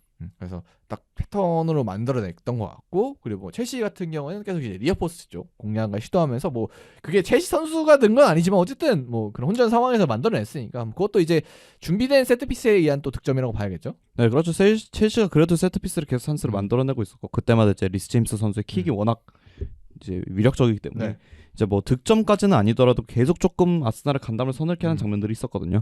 그런 장면이 반복되다가 이제 뭐 어쨌든 결과적으로는 자책골로 기록이 됐지만 그래도 리스 제임스 선수의 이제 니어 포스트를 붙이는 킥이 반복됐던 게 결국 득점으로 연결됐다는 건 첼시 입장에서 나름 준비를 잘 해갖고 나왔다고 볼 수 있을 것 같아요. 첼시의 세트피스를 보면은 일단 양쪽 다 리스 제임스가 차잖아요. 네. 근데 어떻게 보면 굉장히 좀 1차원적이라고도 볼 수 있는 게 그냥 무조건 리어 포스트만 봅니다. 이번 경기는 계속 그냥 그 지점 네. 들어갔던 그 근처에만 딱 붙이더라고요. 네, 다른 경기에서도 크게 다를 바가 네. 없어요. 네, 거의 대부분 니어 포스트만 바라보고 그 니어 포스트 근처에 선수들을 계속 집중시켜서 거기서 너무나 혼전 상황을 만들며 순간적으로 돌려놓는 그런 헤더를 많이 시도하잖아요. 그러다 보니까 리스 제임스가 좌측에서 코너킥을 찰 때 조금 더 유효한 것 같아요. 그 인스윙과 확실히, 아웃스윙의 차이라고 할 수 있는데 아무래도 리스 제임스가 인스윙을 하면서 골대 쪽으로 오는 킥을 차다 보니까 그때 이제 대응하기 어려운 부분들이 확실히 있지 않나 싶습니다. 아무래도 뭐 이거 내피셜입니다만 첼시가 아스날과 비교를 하자면은 네. 1대1 공중볼에서 앞서는 선수가 많이 없다 보니까 좀 그렇게 약간 혼자 상황을 또 만드는 게 아닌가. 첼시는 그러니까 아스날 그냥 뒤로 돌려서 그쵸. 마갈량이스나 뭐 이렇게 돌리면은 이제 확실히 앞설 수가 있는데 네. 뭐 첼시에서 예를 들어 뭐 포파나 같은 선수 갑자기 뒤로 돈다고 이게 뭐 되는 게 아니라서. 그렇죠. 이 네. FC 온라인 해보신 분들은 네. 아시겠지만 니어 보는 게 그 상대 허를 찌르는 데는 네. 제일 좋잖아요. 네, 맞습니다. 따로 보면 이제 확실히 이제 앞서는 선수가 있어. 뭐 덴본 막 그쵸. 뉴캐슬이 덴본한테 막 돌리고 비슷하잖아요. 이런 것처럼. 내와이어 정도는 있어야 좀 네. 기능할 수 있겠죠. 네, 근데 그런 또 차이가 뭐 있었던 것 같고 그리고 이제 역전골 후반에 나왔던 득점 같은 경우에는 그건 좀 산체스 키퍼 좀 아쉽지 않았나. 저는 그 항의를 하길래 네. 이거 또 이상한 거 했나 보다. 네. 또 뭐 밀쳤나 보다 했는데 뭐 밀치고 뭐 잡아 끌고 뭐 네. 최근에 뭐 트렌드죠? 근데 뭐 그건 아니었어요. 별게 없더라고요. 완전히 그러니까 키퍼가 좀 무력화가 되면서 그건 좀 득점이 나왔었잖아요. 두 번 역전골 네. 같은 경우. 그렇죠. 저도 이제 항의를 하길래 뭔가 또 안쪽에서 이제 안 보이는 부분이 있었나 했는데 뭐 생각보다 뭐 별로 볼 게 없더라고요. 뭐 그래서 결국 뭐 득점으로 인정됐고 사실 산체스 키퍼에 조금 아쉽다고 봐야 되겠죠. 아무래도 이제 비교가 되는 건 라야 선수랑 조금 네. 비교가 될 수밖에 없는데 라야 같은 경우는 이제 신장이 조금 작은 네. 단점이라고 하면 단점이 있잖아요. 근데 라야가 저는 가장 뛰어난 부분은 그렇게 좀 작은 체과 신장을 갖고 있음에도 공중볼 경험을 할 때 절대 주저하지 않습니다. 어떻게 보면은 가장 견제를 많이 받는 상황에서도 어떻게든 뚫고 나와서 쳐내고 안정적으로 볼 처리를 잘 해주거든요. 네. 근데 아무래도 산체스 선수는 이런 부분에서 라야와 조금은 비교되는 상황이 아니었나 싶습니다. 그래서 요즘은 코너킥 수비에서는 이 골키퍼의 개인 능력이 좀 많이 중요한 것 같아요. 네. 대놓고 다들 견제하잖아요. 골키퍼 못 움직이게. 그쵸, 네. 그래서 딱 그 본인 마크맨 그러니까 공격 선수 입장에서 본인 마크맨까지 골키퍼한테 막 밀면서 골키퍼의 약간 움직임을 방해하는 게 있는데 사실이 그러니까 그게 뭐라고 해야 될까? 예쁜 그림은 아닌데 네. 뭐 파울을 안 주니까 그렇죠. 그 골키퍼의 이제 약간 진로를 방해하는 것들 이제는 그냥 골키퍼들이 약간 이겨내야 되지 않나. 그렇습니다. 오히려 이런 장면들이 지속되니까 이제 골키퍼의 단순히 막고 뭐 좀 눈에 보이는 빌드업 능력 이런 것보다 좀 공중볼 장악 능력이 이제는 다시 조금 부각받고 있지 않나. 이제 흔히 말해 조금 좀 빡센 골키퍼들이라고 하죠. 그런 선수들이 조금은 이제 다시 좀 귀해지고 이 선수들의 조금 이제 중요함이 좀 드러나지 않을까 싶긴 합니다. 옛날에도 보면 뭐 피터 슈마이켈 저희가 본 세대는 아니고 네. 피터 슈마이켈, 올리버 칸 이런 네. 좀 얼굴도 좀 빡세고 이제 선수들의 좀 그런 주저 없는 이제 펀칭이나 이런 게 조금 다시는 좀 필요해진 것 같아요. 또 재밌는 게 저는 좀 많아 보여요. 어쨌든 처음에는 수비수가 그러니까 공격수가 직접적으로 골키퍼를 방해했단 말이에요. 네. 근데 이제 그거는 파울이 됐죠. 네. 그러면서 수비수가 앞에 공격수를 밀면서 골키퍼를 방해합니다. 그러니까 그 공격수가 이제 자기 마크맨을 밀죠 골키퍼. 네. 자기 마크맨을 밀면서 골키퍼를 방해하는 게 최근의 트렌드인데 거기서 더 나아가서 최근에는 몇 장면들에서 볼 수 있었던 게 같은 팀 선수가 그 헤더하는 선수를 방해하려고 같은 팀 선수를 밀어서 방해를 해요. 이게 굉장히 좀 말이 어려운데 네. 그러니까 3자가 그 경합하는 선수를 밀어서 파울은 아닌데 네. 방해를 할 수 있게 하는 거죠. 네. 그런 부분들도 막 나오더라고요. 굉장히 좀 다른 부분이긴 하지만 이런 것도 보면 재밌다, 신기하다 라는 생각이 많이 드는 것 같습니다. 그래서 굉장히 이제 요즘 코너킥을 찰 때가 되면 좀 박스안이 혼잡해지죠 굉장히. 네네. 거의 그 퇴근길 지하철처럼 사람들이 그거 많은데. 진짜 완전 딱딱딱딱 다 붙어 있어가지고. 네네. 그래서 확실히 진짜 그냥 물리적인 키가 크기 좀 좋은 것 같아요. 팔 길고. 그거는 이제 네. 대응이 안 되잖아요. 네. 그거는 이제 사실 다 뭐 아무리 뭐 라이아처럼 열심히 이겨내고 해도 한계점이 있긴 하거든요. 라이아도 뭐, 분명히. 라야를 비하하는 건 아니지만 이제 옆에 덴번이 서 있으면 10cm 뛰어도 덴번이 더 크거든요. 그러면은 그건 어떻게 할 수가 없잖아요. 그래서 그런 면에 있어서 확실히 물리적인 키가 음. 골키퍼의 물리적인 키, 물리적인 팔 길이 그런 면에 있어서 확실히 돈나룸마가 어. 요즘은 아. 사기 유닛이긴 한 것 같아요. 골키퍼에 있어서. 진짜 네. 돈나루마는 키도 크고 팔도 엄청 길어가지고. 네, 그렇죠. 그러니까 이제 공중볼 네. 경합뿐만 아니라 이제 저는 최근에 약간 그렇게 충격을 조금 받았던 키퍼는 솔직히 쿠르투아가 조금 유일했거든요. 약간 와 진짜 어떻게 저런 걸 막냐 아니면 와 이걸 한다고? 이건 쿠르투아밖에 안 들었는데 올 시즌 돈나루마를 네. 보면은 좀 진짜 대단한 것 같습니다. 약간 쿠르투아의 그런 임팩트에 조금 도전할 수 있는 유일한 키퍼가 아닌가 싶어요. 그래서 뭐 확실히 골키퍼들이 세트피스에 주목을 받는 것 같고 이번 이제 경기 같은 경우는 그런 면에 있어서 딱 그 지점에서 네네. 승부가 딱 갈려 버렸습니다. 네. 이제 그러고 이제 어쨌든 아스날이 리드를 했지만 그래도 첼시도 어쨌든 할 그 수 전까지 있었어요. 경기를 네. 이제 잘 버텨왔고 그렇다고 아스날이 뭐 좀 더 찬스를 많이 만들어내긴 했지만 그렇다고 그런 것들이 조금 뭐 완전히 위협적이다라고 느껴지지는 않았거든요. 그래서 첼시도 이제 다시 뭐 달려보면 되겠지 뭐 그리고 했는데 세트피스도 또 할 수 있고. 네. 근데 이제 실점한 지 5분이 채 되지 않아서 이제 음. 또 사고가 하나 터집니다. 근데 이게 그 경고 누적으로 페드로네투가 퇴장을 당했는데 이게 또 첫 번째 경고가 그 골 먹히던 그 장면에서 항의하다가 항의해서, 네. 카드 받고 이제 바로 이제 역습 저지로 나갔는데 그래서 오마주가 된단 말이야 지난 경기랑 완전히. 네, 그래서 그 네투가 퇴장당하고 한 2분 동안 안 나가요. 이게 왜 안 나가나 했더니 자기가 옐로 카드 받은 걸 몰랐대요. 처음에. 그러니까 그거를 왜 왜 받았는지에 대해서 대기심에게 항의를 했다고 하더라고요. 근데 그러니까 몰랐다. 카드 주면은 네. 알려주잖아요. 야 너 카드야 이렇게 하고 이렇게 하잖아요. 몰랐다는 느낌도 있겠지만 나 왜 첫 번째 카드야를 이제 다시 가서 따지는 나 왜 그게 카드였냐. 네, 그런 느낌이지 않았나. 근데 요즘은 그러니까 규정상으로 프리미어리그로 따지면 규정상으로는 그 주장 아닌 선수가 항의하면 그렇죠. 무조건 줄 수 있거든요. 네. 그렇기 때문에 그러니까 물론 본인 입장에서 이 정도 카드를 줘? 할 수 있겠지만 근데 규정상 그게 돼 있으니까 그게. 불필요한 카드니까. 네. 그건 이제 할 말 없는 네, 것 같긴 그렇죠. 합니다. 그건 네, 물론 본인이 이제 카드를 받았다는 걸 몰랐으니까 사실 어떻게 보면은 그런 장면. 그 다음에 이제 마르티넬리한테 했던 태클이 그나마 조금은 이해가 되는 측면이 있겠지만 잊어버리면 근데 잊어버리면 안 되죠. 카드를 받았는데. 네, 그렇죠. 결과적으로는 사실 퇴장이고 심지어 이게 카드를 받은 지 5분이 채 안 돼서 그런 상황들이 나왔단 말이에요. 좀 개인적으로는 이게 약간 첼시가 이제 어떻게 보면 경기를 이기기 어렵게 만든 가장 큰 트리거가 아니었나 싶습니다. 마르티넬리가 빠르긴 빨라요. 네. 확실히 뭐 그리고 그게 위협적인 찬스긴 했어요. 만약에 이제 네네. 이렇게 나왔으면. 근데 사실 완전 터치라인이었고. 그렇죠. 굳이 그러니까 퇴장을 감수할 필요는 없긴 했거든요, 저 확실히. 냅뒀어도 네. 그렇게 위협적인 기회는 나왔을 가능성이 큰데. 전 근데 그거는 참 마르틸렐리가 참 영리했던 것 같아요. 어떻게 보면 그 계속 쭉쭉 치고 난 게 아니라 네트랑 약간 그 간을 보고 경합하면서. 신경전을 계속 하면서 툭툭툭 치고 나갔는데 네트라고 못 따라가거든요. 약간 네트 입장에서는 살짝 긁힐, 따라간다. 네, 어. 약간 축구를 해보시면 알겠지만 그렇게 뭔가 심리전에서 당하는데 못 따라갈 것 같으면 정말 열받잖아요. 그러면 이제 자기도 모르게 잡아채는. 네, 잡아채거나 하면 아 몰라 하고 놔버리는 경우들이 있는데 네트가 그걸 좀 조절을 못한 게 아닐까 싶습니다. 그러니까 이렇게 되면서 결국 이제 첼시가 똑같이 이제 지난 번니전도 그렇고 네. 이번에도 딱 뭐 나쁘니까 할 수 있는 흐름에서 약간 퇴장이란 변수, 그것도 경고 누적으로 역습 저지 상황에서 딱딱 나오면서 두 경기가 미끄러지게 됐는데 뭐 로세니어 감독도 끝나고 이제 인터뷰를 하긴 했지만 확실히 좀 개선이 좀 급하게 필요해 보여요. 네, 그렇죠. 이제 뭐 사람들이 얘기하기로는 뭐 첼시는 뭐 10명일 때가 더 강하다 이런 우스갯소리도 나오는데, 그러니까 그런 우스갯소리가 그러니까 물론 10명이라 더 강하진 않겠죠. 하지만 그런 우스갯소리가 나온다는 것 자체부터 얼마나 이 팀이 지금 퇴장을 많이 겪고 있길래 그런 얘기가 나오겠어요. 다이렉트만 리그에서 이제 네트까지 합쳐서 이제 7장이 됐습니까? 레드 카드만. 네, 그렇죠. 그러니까 어쨌든 다시 경기로 돌아가 보면 이제 그래도 첼시가 10명이지만 나름 잘 싸워냅니다. 뭐 추가 실점을 하진 않고 최대한 버텨내고. 그게 더 아쉬운 것 같아요. 네. 와 이거 11명이었으면. 네, 그렇죠.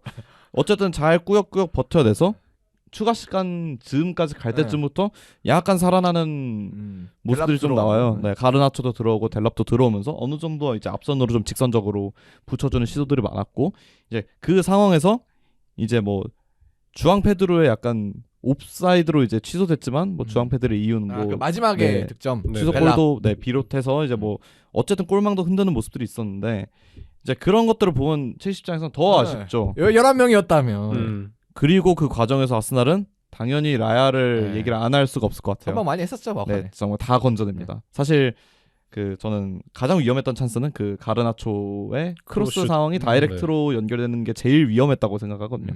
보통 골키퍼들이 이제 그런 상황에서 선수들의 침투와 수비의 시야에 가려지면서 공이 없어졌다가 나타나는 경우가 많은데, 이제 라야가 그거를 잘 건져내면서 한숨 돌릴 수 있었고, 그 뒤로도 어쨌든 라야가 좀 잘 버텨주면서 경기를 아스날은 승리를 마무리 지을 수 있었어요. 그리고 옵사골 들어갔을 때도 첫 번째 슈팅을 막았어요. 그 바이시. 네, 그렇죠. 좀 그거 막은 거 보고 깜짝 놀랐습니다. 요즘 아스날이 후반전에 그 대응을 잘 못해요. 이래서 계속 이렇게 뭔가 맨유전부터 해가지고 뭐 쭉 나오죠. 네, 흔들리는 모습이 나오는데, 가장 결정적인 이유는 미드필더에서 그 상대 공격수들이 나가는 부분을 잘 못 막는 것처럼 보여져요. 특히 수비 맨디가 그렇고요. 네. 라이스가 뭐 사실 수비 맨디가 큰 실수 한 번 할 뻔했죠. 네. 뭐 그런 부분도 있겠습니다만, 수비적인 부분에서 너무 경합에서 소극적이다 보니까 이 공격수들이 슈팅을 할 수 있는, 내지는 이제 박스 안으로 붙일 수 있는 각을 너무 쉽게 내줘요. 그러면서 결국에는 슈팅이 만들어지는 거고, 그 아스날이 최근 들어서 원더골이라고 할 수 있는 부분에서의 실점이 많습니다. 네. 뭐 예를 들어서 맨유의 쿠냐 득점도 있었고, 울버햄튼과 비겼을 때도 우고 부에노가 기록했던 득점이 뭐 XG 값이 0.1 이 정도 되거든요. 그게 다른 부분도 있겠지만 거기서 슈팅 각도를 열어줘서 그런 거거든요. 그러다 보니까 괜찮아. 네. 느낌? 그러다 보니까 슈팅을 시도하고 그 슈팅이 결국에는 득점으로 연결되는 그런 느낌인데, 이번 경기에서도 비슷했고 결국에 라이스가 빠지니까 더 문제점이 많이 늘어났단 말이에요. 확실히 좀 개선이 필요해 보이긴 합니다. 그래서 좀 이게 막 기단 한 경기 뭐 지금 갖고 우리가 얘기한 건 아니니까 확실히 아스날이 여러 대회를 계속 치러야 되고, 사실 뭐 에너지 레벨이 돌아오기 쉽지 않을 것 같거든요. 그러니까 90분 내내 그 전반전에 했던 걸 유지하기는 좀 어려운 것 같고 상황상. 그러니까 좀 다른 답을 좀 내야 되지 않을까. 원래 아니면 뭐 내려를 잘 돌리든가. 네. 원래 내려앉을 때 되게 셌던 팀이었는데, 지금은 사실 내려앉으면 오히려 공격을 못 나가고 계속 슈팅을 허용하는 그런 팀이 돼버렸어요. 그래서 뭐 이런 부분도 이 경기에는 뭐 상대 퇴장도 있고 잘 넘어갔지만 이기긴 이겼죠. 앞으로는 좀 개선이 확실히 필요한 지점이 또 되겠습니다. 그렇게 해서 뭐 승리를 거뒀고, 요 승리를 거두면서 다시 이제 5점 차 맨시티와 유지를 하게 됐고, 물론 이제 맨시티가 한 경기 좀 덜 치르긴 했지만 사실 그 경기를 감안하더라도 아직까지는 앞서는 상황입니다. 쉽지 않죠. 네, 그래서 당분간 이제 두 팀의 맞대결, 맨시티와 맞대결이 있는데, 그 경기 전까지는 좀 이런 흐름으로 가지 않을까. 그 경기 약간 프리미어리그 올 시즌 결승전 같은 느낌을 좀 줄 것 같아요. 그 경기 저희가 지난주에도 얘기를 했지만 네. 근데 아스날의 적은 아스날입니다. 지금 맨시티 뭐 원정 이겨야 된다, 비겨야 된다 이거 생각할 때가 아니라 다른 팀들을 무조건 이겨야 돼요. 당장 이번 주 중에 브라이튼 원정을 가거든요. 네. 근데 브라이튼이 좋지 못했습니다만 최근에 2연승을 했어요. 네. 그러고 아마 라이스가 못 나올 수도 있는 가능성이 있습니다. 네. 그러다 보니까 이 경기를 아스날이 과연 잡을 수 있을까부터 일단 당장 걱정해야 되지 않을까라는 생각입니다. 뭐 그리고 첼시 입장에서는 요 경기까지 무너지게 되면서 확실히 한 발 좀 뒤로 물러나게 됐거든요. 이 챔피언스리그 경쟁이 있어서. 네, 그렇죠. 그러니까 참 첼시는 이런 부분이 정말 좀 안타까운 것 같아요.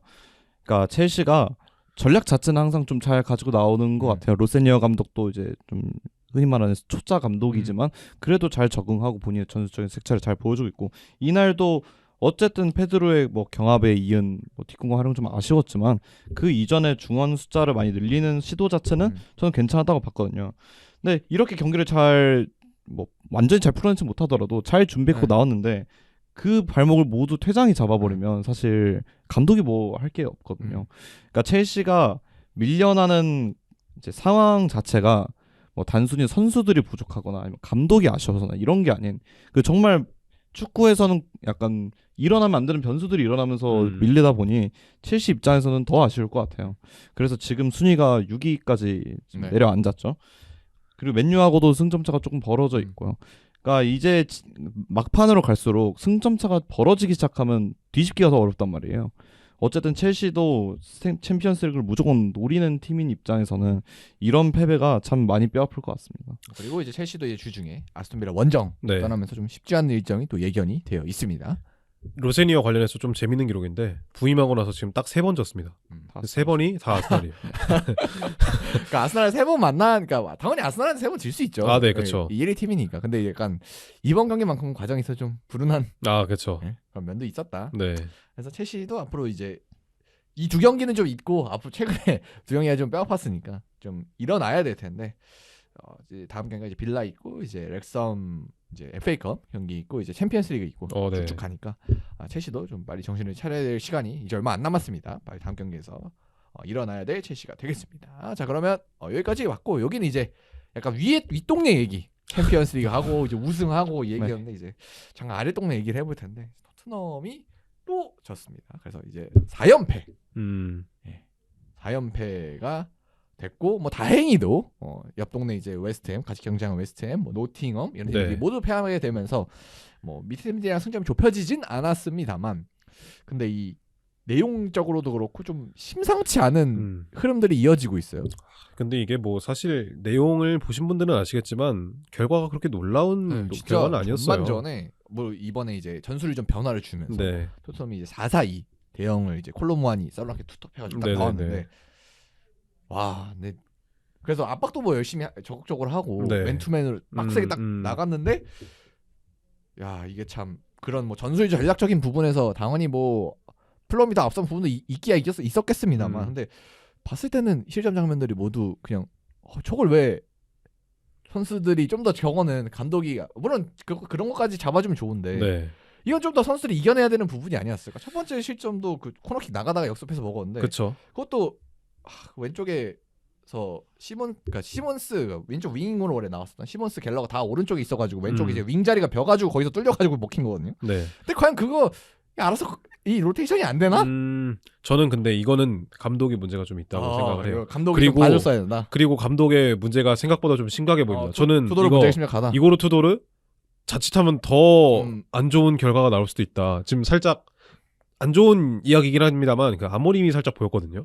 이게 어떤 부분이냐면 너무 고집이 센 것 같아요. 일단은 지금까지는 뭐 당장 2경기밖에 안 하긴 했지만 이고르 투도르 감독이 뭐 백스리를 많이 사용하고 다른 부분도 다 중요하지만 가장 핵심적인 부분은 전방 압박이 세다는 거예요. 맞아요. 네. 그래서 확연히 좀 달라진 부분이죠. 프랭크 시절이랑. 이번 경기에서 보시면 드라구신이 막 상대 진영에 있고. 그러니까 그게 맨투맨이라서 그냥 따라가더라고요. 그러니까 정해는 안 나와봐요. 그래서 끝까지 가요. 네. 뭐 로메로는 안 나왔죠. 이제 뭐 반더벤이라든지 이런 선수들이 상대 지점까지 가면서 맨투맨을 붙는 장면들이 나오는데 그러다 보니까 토트넘 입장에서는 강하게 상대를 눌러야 되잖아요. 근데 일정 부분 가다가 멈칫하는 장면들이 꽤 있습니다. 그렇죠. 뭐 예를 들어 드라우신 입장에서 뭐 마크맨이 뭐 스미스로우라 치면 스미스로우가 내려가요.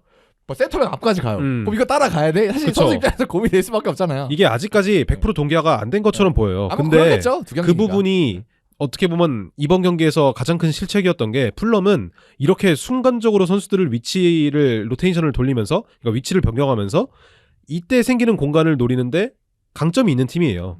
그러니까 이거를 노리고 이렇게 선수들 간의 위치를 교환한단 말이에요.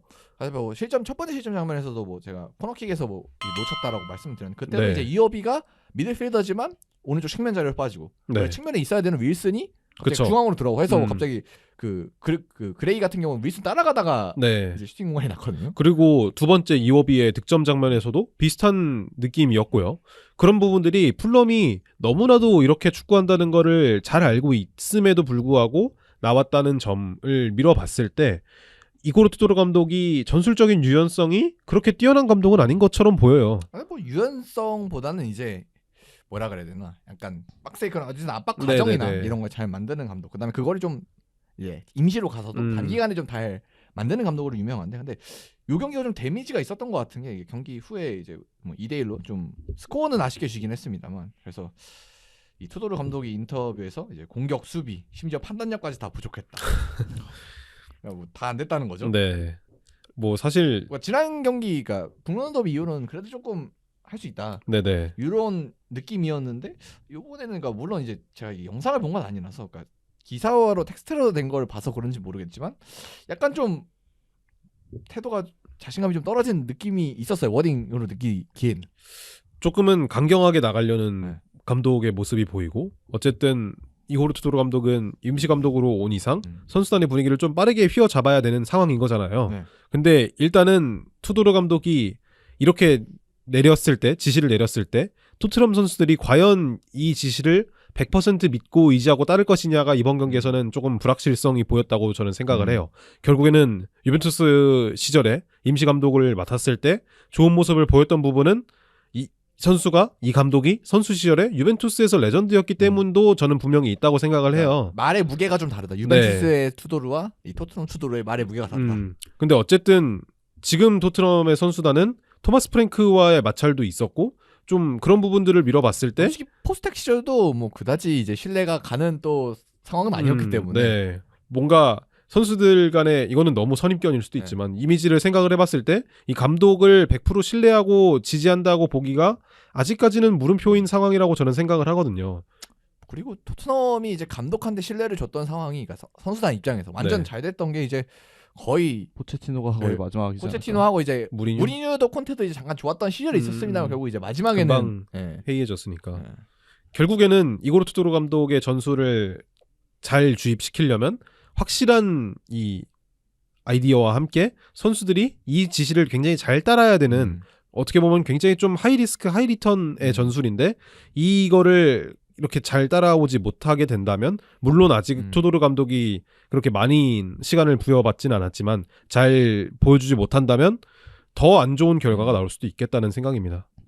사실 아까 말씀해 주셨듯이 이제 임시 감독은 빠르게 휘어져야 되고 그렇기 때문에 좀 구단 내부 인사나 이런 사람들을 통해서 이제 의견을 조금 강하게 밀어주는 경우가 있잖아요. 사실 맨유가 지금 확 살아날 수 있었던 것도 캐릭이 과연 만약에 맨유 출신 레전드가 아니었다면 그럼 사실 저는 얘기가 좀 달라질 거라고 생각을 하거든요. 어쨌든 구단 내부의 문화를 가장 잘 알고 있고 이 사람이 여기서 이루는 업적이 있고 그게 뭐 축구 외적으로도 많은 영향력을 행사하기 때문에 이런 지점들이 선수들한테는 분명 영향이 있을 거란 말이에요. 결국 축구도 사람이 하는 스포츠잖아요. 그래서 저는 임시 감독인데 사실 투도르를 데려온다 이것부터가 사실 저는 조금 이해가 안 갔던 것 같아요. 어쨌든 뭐 다 감독을 하고 있긴 하겠지만 뭐 구단 내부에서 좀 찾아볼 수 없었을까 아니면 굳이 외부 인사를 이렇게 데려왔어야 됐나 싶긴 했는데 이제 그렇다면 그만큼 이제 감독이 어떻게든 선수 좀 휘어잡아야 되잖아요. 근데 지금 투도르 감독이 쓰는 전술은 오히려 선수들 입장에서 약간은 조금 물음표가 될 수 있다고 좀 보여지는 게 사실 북런던 더비 때도 좀 맨투맨으로 강하게 나가다가 뒷공간을 많이 털렸죠. 그리고 여기서 가장 지적받았던 선수가 드라구신이었어요. 근데 이제 상성을 생각해 보면 요케레스 같은 경우는 선수 자체가 좀 공간이 많이 넓어져 있고 본인이 좀 돌아뛰면서 스피드를 붙인 상황에서 플레이를 할 때 강점이 드러나는 선수잖아요. 그래서 많은 팀들이 아스날을 상대할 때 아예 내려앉아 버리고 요케레스한테 그냥 경합 좋은 선수 한 명 붙이고 내려앉으면서 공간을 최대한 안 주려고 하고, 이런 점들이 요케레스가 리그 적응을 조금 힘들어하는 이제 주요 원인이었는데, 오히려 북런던 더비는 제가 생각했을 때는 요케레스를 위한 판을 깔아주는 거나 다름이 없었거든요. 근데 이날 풀럼도 말씀해 주셨던 것처럼 뭐 요케레스처럼 뭐 공간을 많이 활용하진 않더라도 스위칭 플레이가 굉장히 많이 일어나는 팀이고, 사실 맨투맨 수비를 깨기 위한 가장 좋은 전략은 많은 스위칭을 통해 선수들의 자리를 계속 이탈시키는 네. 거거든요. 그게 강점인 팀을 상대로 지금과 같은 전술을 쓴다? 사실 선수들 입장에서도 이거는 조금 물음표가 뜰 수 있고, 특히 드라구시 입장에서는 아, 나는 이게 강점이 아니고 이렇게 하면 약점만 드러나는데 왜 나를 이렇게 가혹한 환경에 노출시키지? 이런 의문도 조금 들 수 있을 것 같아요. 뭐 당연히 임시 감독이고 이제 어렵고 지금 토트넘의 분위기가 반전시키기가 어려운 건 맞지만, 여러 가지로 감독의 성향이나 선수단의 뭐 그런 특성을 살펴봤을 때 아직은 조금 약간의 마찰이 있을 수 있지 않나 하는 게 좀 개인적인 생각입니다. 근데 드라구시는 뭐 다른 실드가 사실 필요 없을 것 네, 뭐 같아요. 이 그렇긴 선수의 활약이 지금 당장 너무 안 좋고, 이 선수는 뭐 사실 심하게 말해서 뭐 타카이코타 그냥 지금 올려서 써도 이거보다 잘하지 않을까 싶을 정도로 활약이 좋지 못하잖아요.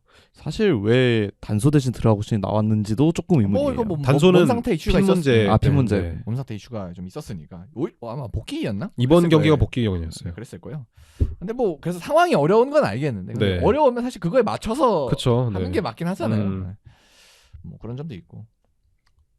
그래서 토트넘이 이번 경기도 졌고, 그래서 이제 1월 그러니까 올해 26년 들어서 이제 프리미어 리그만 따지면 10경기를 치렀는데 다 이제 승리가 없는 그런 상황에다가 지금 최근 4연패고, 다음 경기 이제 크리스탈 팰리스 홈 경기를 치르는데, 만약에 그 팰리스전까지 뭔가 없으면 과연 이 아틀레티코 마드리드와의 16강 챔스 16강, 그다음에 리버풀과의 경기, 그다음에 그다음이 또 강등 경쟁자인 노팅엄과의 또 맞대결이 예정되어 있는데, 이 어려운 일정들을 이겨낼 수가 있나, 이 A매치 전까지.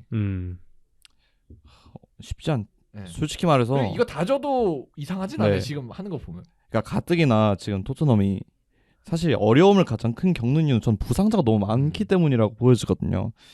근데 이제 이렇게 빡빡한 일정, 이렇게 안 좋은 분위기에서 계속되다가 또 한두 명씩 부상자가 나오기 시작한다? 사실 그럼 좀 걷잡을 수 없이 무너질 여지가 좀 있다고 보여지거든요. 사실 그래서 저는 이 정도 되면 챔스를 그냥 어떻게 보면 조금 포기를 하는 게 어떻게 그럴 보면 수도 있죠. 네, 이게 뭐 리그 순위가 한 10등 아니면은 작년 시즌처럼 뭐 리그 테이블은 좀 낮더라도 강등과 승점 차가 이미 뭐 10경기 정도 남겨둔 시점에서 막 10점 이상 벌어져 있으면 얘기가 조금 달라지는데, 지금은 네. 웨스트햄과의 승점 차이가 고작 4점 네. 차이거든요. 4점이면 이제 눈 깜빡하면 이제 가는 네. 거죠. 그리고 이제 막말로 노팅엄하고도 맞대결이 네. 이제 예정이 되어 있고, 당장 다가오는 맞대결들도 사실 엄청 어려운 팀들이잖아. 좀 꽤나 까다로운 팀들이거든요. 물론 PL이 이제는 수월한 팀은 없지만 그런 점을 봤을 때 이제 너무 다 챙기려고 하는 것보다는 작년에 유로파를 집중했던 것처럼 이제는 조금 약간 실리적인 선택이라고 할까요? 그런 게 필요하지 않을까 싶긴 합니다. 저는 조금 반대인 게 뭐라도 하나 이겨야 됩니다. 지금은 그렇죠. 그렇기도 하죠. 지금은 만약에 예를 들어서 아틀레티코 마드리드와의 경기에서 약간의 로테이션을 돌렸다가 한 3대0, 4대0이 난다. 네. 그럼 그게 더 선수단 분위기한테는 선수단의 분위기에 있어서 좋지 못한 영향을 끼칠 것 같아요. 뭐 그래도 그나마 다행인 건 이제 FA컵을 미리 떨어져 나가지고 아, 살짝 여유가 있어요. 그 팰리스전은 이제 다행인가요? 그쪽 시간으로 목요일, 네. 그리고 챔피언스 리그가 그쪽 시간은 화요일이기 때문에 여유가 좀 있어요. 다른 아, 팀들은 다 막 네네네. 주말에 FA컵하고 바로 들어가야 돼서 조금 어려운 그렇죠. 부분이 있는데, 그나마 여유로우니까, 그래서 요걸 토대로 좀 두 경기 모두 일단 1차전까지는 뭐 네. 집중을 해야 되지 않을까. 물론 이제 그 뒤에 리버풀전도 있고 2차전도 또 바로 붙어 있고 해서 어렵긴 한데, 그래서 일단은 뭐 그 한 두 경기 세 경기 뒤보다는 일단 팰리스전에 좀 그렇죠. 여기가 마지막 희망이거든요, 토트넘의. 네. 사실 팰리스 홈 경기가. 네, 팰리스도 지금 분위기가 그렇게 좋지 않습니다. 뭐 지난 맨유전에서 라크루아도 지금 퇴장으로 다이렉트 퇴장으로 빠지면서 지금 수비진에 다시 균열이 난 상태고, 돌아오자마자 이제 퇴장으로 나갔죠. 네, 그렇죠. 어떻게 보면 팰리스가 시즌 초반에 좀 되게 빡센 팀이었잖아요. 그때와 지금을 비교하면 지금은 조금 그래도 팰리스를 상대하기 수월한 상황이거든요. 그러니까 이거마저 안 되면 이건 진짜 안 되는 거예요. 네, 이거는 저 경기는 무조건 잡아야 됩니다. 여러 가지를 생각해. 물론 어느 경기는 잡아야 좋지만 사실 그래서 팰리스전만큼은 무조건 잡아놔야 되는 게 사실 지금의 흐름이라고 볼 수 있을 것 같아요. 그래서 이제 다음 주가 되면은 이제 팰리스전까지 딱 팰리스전 결과가 딱 나올 텐데 과연 그 시점에서 토트넘에 또 어떤 얘기를 또 하게 될지. 네. 그래서 토트넘이 그러니까 이 정도 팀이 강등된 역사는 사실 리그를 통틀어도 거의 그러니까 주요 리그 기준으로 보면 없지 않나. 그러니까 뭐 진짜 뭐 갑자기 뭐 세리아 같은 데서 징계 받아서 강등 이런 거 말고. 네. 물론 지난 시즌도 사실 토트넘의 17위는 말이 안 되는. 근데 그건 수준이잖아요. 승점 차가 많이 났으니까. 네, 그것도 있고, 근데 지난 시즌은 그나마 용인을 할 수 이해를 조금 해볼 수 있었던 유로파 부분은 뭐 해고. 네, 미리 포기를 하고 사실 그거를 포스테코글로 노골적으로 좀 보여줬잖아요. 뭐 좀 로메로 같은 선수들도 이제 리그에서는 출전 안 시키다가 유로파에서는 출전을 시킨다든지. 아 근데 지금은 사실 뭐 이런 말을 그렇지만 좀 이제 축구계에서 현장 사람들이 약간 안 되는 데는 뭘 해도 안 된다는 얘기를 좀 하잖아요. 네. 약간 토트넘은 지금 좀 그런 상황인 것 같기도 한 것 안 같아요. 돼도 정도가 있긴 하거든요. 네, 그렇죠. 그렇긴 하죠. 정도가 있긴 하거든요. 이게 사실 좀 K리그로 오면 네. 전북이 이럴 뻔했죠. 그럴 뻔했는데 근데 결국은 그것도, 뭐 서울도 그렇고 전북도 그렇고 위기가 있었지만 어쨌든 살았어요. 네. 근데 이제 여기는- K리그 같은 경우는 플레이오프가 네. 있잖아요. 여기는 그냥 없죠. 근데 여기는 이제 다이렉트로 그냥 떨어지기 때문에 어떻게 보면 진짜 정말 마지막 원코가 남은 게 아닌가 싶습니다. 프리시즌 좀 상당히 중요하지 않을까 미래 네. 생각하면. 그리고 아직은 뭐 아직은인데 한 이제 A 매치 3월 A 매치 끝나고 난 뒤에는 정말로 좀 우리가 진지한 분석을 진짜 막 승점 차가 몇 점이 일정이 뭐고 이걸 네네네. 들어가야 될 수도 있습니다. 토트넘이 좀 분발해야겠고요. 그리고 이제 프리미어리그는 이렇게 좀 정리를 해보고 그리고 챔피언스 리그 얘기로 한번 넘어가 보겠습니다. 챔피언스 리그 16강 이제 추첨이 완료가 됐고 뭐 이게 사실 이 2분의 1 확률이라서 추첨에 약간 도파민이 좀 덜하긴 했는데 근데 어쨌든 재밌는 매치업들이 좀 나왔기 때문에 매치업별로 좀 간단하게 한번 살펴보겠습니다. 일정 같은 경우는 이제 다음 주 주중에 있는데 저희가 방송 시간상 월요일 녹화라서 네. 이번 주에 좀 살펴보겠습니다. 그래서 이제 첫 번째 브라켓으로 가면은 이제 파리 생제르맹과 첼시가 붙게 됐습니다. 파리 같은 경우는 이제 랑스가 2위가 랑스인데 승점 4점 차 1위로 1위 달리고 있고 리그에서 플레이오프에서 모나코 같은 리그 팀 상대를 만나서 4대 5로 예상보다 좀 힘들게 올라왔습니다. 클럽 월드컵 리벤지 매치죠. 그렇죠. 여기에 네. 클럽 월드컵 결승에서 네. 이제 있었고 요 매치업이 그때는 이제 파리가 완전 탑독. 다들 뭐 파리의 대관식이겠구만 이러고 있었는데 갑자기 첼시가 세계 챔피언의 자리에 오르면서 이제 요걸로 좀 마레스카가 먹고 살았죠. 그때 파리가 바이에른 뮌헨을 꺾고 레알 마드리드를 부시고 올라와서 이제 완전히 진짜 대관식 느낌이었어요. 네, 진짜 이제 파리 생제르맹이 엔리케의 파리 생제르맹을 막은 팀은 없겠구나 했었는데 마레스카가 갑자기 진짜 갑자기 그 총명탕을 먹고 엄청난 전술로 파리를 이제 먹어버리면서 우승을 차지했었던 그런 기억이 있었는데 여기 아니면 좀 더 빨리 나갔을 수도 있어요. 그렇죠. 이게 어떻게 보면 마레스카 감독을 계속 밀어줬을 수 있었던 가장 큰 이유이기도 했죠. 첼시 팬들도 시즌 시작 전에 거의 우리 우승 한번 해보자 하는 기대감을 가질 수 있었던 그때 것도 진짜 초고점이었죠 첼시. 네, 그렇죠. 세계 챔피언이니까. 그래서 첼시 같은 경우는 이제 리버풀과도 승점 이제 3점 차인 6위, 그러니까 5위 리버풀과 3점 차 6위고, 그다음에 리그 스테이지 6등으로 좀 직행을 했던 상황이고, 그리고 이제 여기에 주목할 만한 점이 일단 일정입니다. 일단 파리 같은 경우는 여기는 시원하게 휴식을 줘요, 그냥 리그가. 그래서 그 주말 경기가 없습니다. 원래 있었는데 연기가 네, 됐죠. 요청을 했다고 알고 네. 있어요. 그래서 시원하게 밀어줘가지고 좀 여유로운 상황이고, 반면에 이제 첼시는 이제 아스톤 빌라 이제 3월 5일 목요일 날 있고, 그다음에 렉섬과의 FA컵 있고, 그리고 1차전, 그리고 그 사이 뉴캐슬과의 홈 경기, 그리고 이제 2차전 하는 거라 확실히 파리에 비해서는 좀 많이 힘들지 않나 일정은. 네, 그렇죠. 어쨌든 이제 아스톤 빌라와의 경기가 어쨌든 아스톤 빌라 지금 4위에 위치하잖아요. 챔스권에서 직접적으로 경쟁하고 있는 팀이기 때문에 첼시 입장에서는 마냥 이거를 편안하게 준비는 할 수 없을 것 같고, 그나마 이렇게 되면은 렉섬전에 조금 로테이션 과한 돌려야 로테이션, 되는데. 그러니까 좀 결과가 안 따르더라도 과한 로테이션을 돌리고 2차전에 뭐 쏟아붓겠다는 생각을 해야 되지 않을까 싶긴 합니다. 중간에 껴있는 팀이 하필이면 또 뉴캐슬이라 뉴캐슬이 에너지 레벨이 센 팀이잖아요. 네. 물론 이 팀도 이제 챔피언스리그를 해서 두 팀이 어떻게 보면 좀 상호 합의하에 살짝 이제 힘을 빼는 경기를 할 수는 근데 있겠습니다만. 상황이 그렇지가 않아요, 두 팀이. 네. 뉴캐슬 당장 리그 좀 바쁘죠. 거기는 이제 음. 당장 감독 목숨이 왔다 갔다 하는 상황이기 때문에. 근데 어쨌든 두 팀 다 리그에서의 네. 승점을 필요로 하는 전제하에 경기가 치러지기 때문에 뭐 쉽게 그렇게 경기가 흘러갈진 않을 거란 네. 말이에요. 굉장히 좀 까다로운 상대가 될 거고.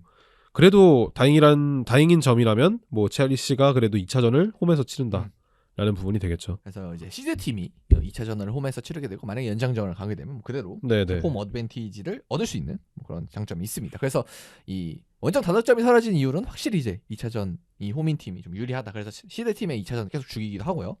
뭐 그런 게 있는데 다만 이제 첼시 같은 경우 이제 이스테바, 쿠쿠레 이렇게 부상인데 아마 1차전은 못 나오지 않을까?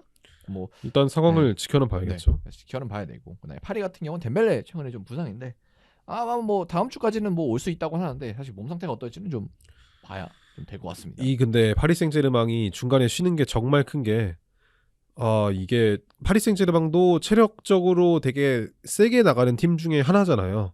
그런 상황에서 아예 그냥 휴식을 취하고 경기를 치른다는 것 자체가 첼시 입장에서는 굉장히 좀 부담이 될 수밖에 없겠죠. 이거는 어떻게 안 되나? 사실 지난 시즌에도 느꼈던 건데 네. 이런 면에 있어서 이 파리가 뭐 이제 이 리강에서는 결국 이제 경쟁력 있는 팀이 우승 기준으로 파리니까 네. 좀 이득을 많이 보는 것 같은데. 근데 상대 팀도 동의를 한 거라. 그러니까 이거는- 그 리그 기준이죠. 네네.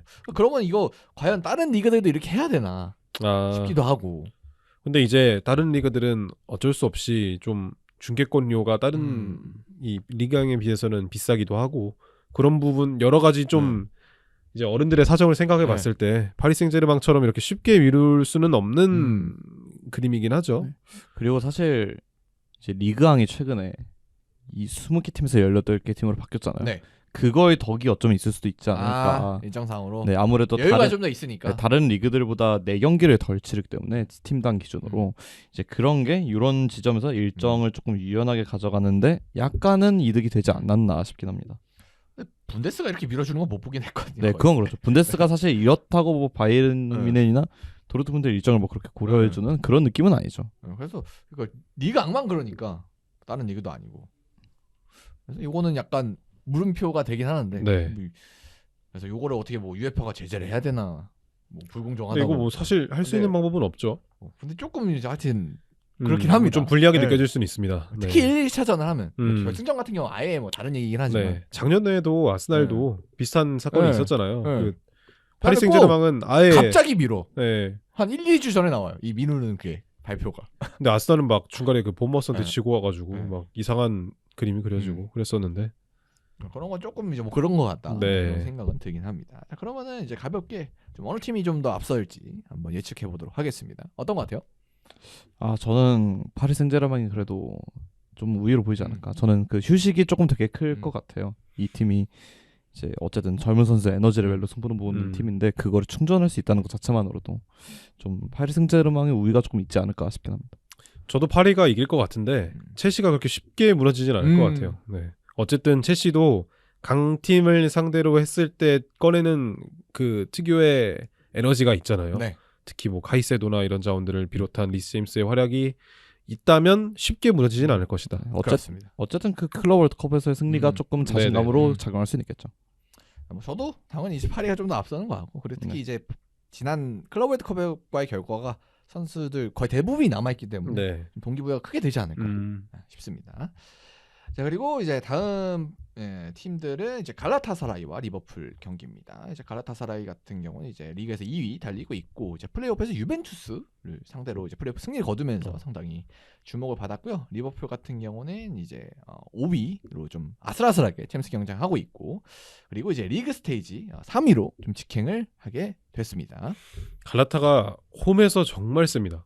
그 유벤투스가 부서졌죠? 네. 그러고 나서 2차전에 유벤투스가 경기를 거의 따라잡을 뻔했는데 연장전 가서 이제 아쉽게 패배를 했었거든요. 근데 제 말의 요점은 어쨌든 갈라타사라이는 홈에서 굉장히 강하다. 그러다 보니까 1차전이 홈이다. 1차전이 굉장히 좀 중요할 것이다 라는 생각입니다. 이 원래 터키 팀들 홈이 정말 쉽지 않죠. 그렇죠. 이건 뭐 터키 원정이 어렵다는 옛날부터 좀 네. 유명했었죠. 그러니까 거리가 이제 뭐 리버풀 기준에서 좀 먼 것도 있지만 관중들의 그런 열정적인 그런 모습들이 어느 리그를 비교도 뒤처지지 않는 곳이라서 뭐 좀 쉽지 않을 것 같긴 합니다.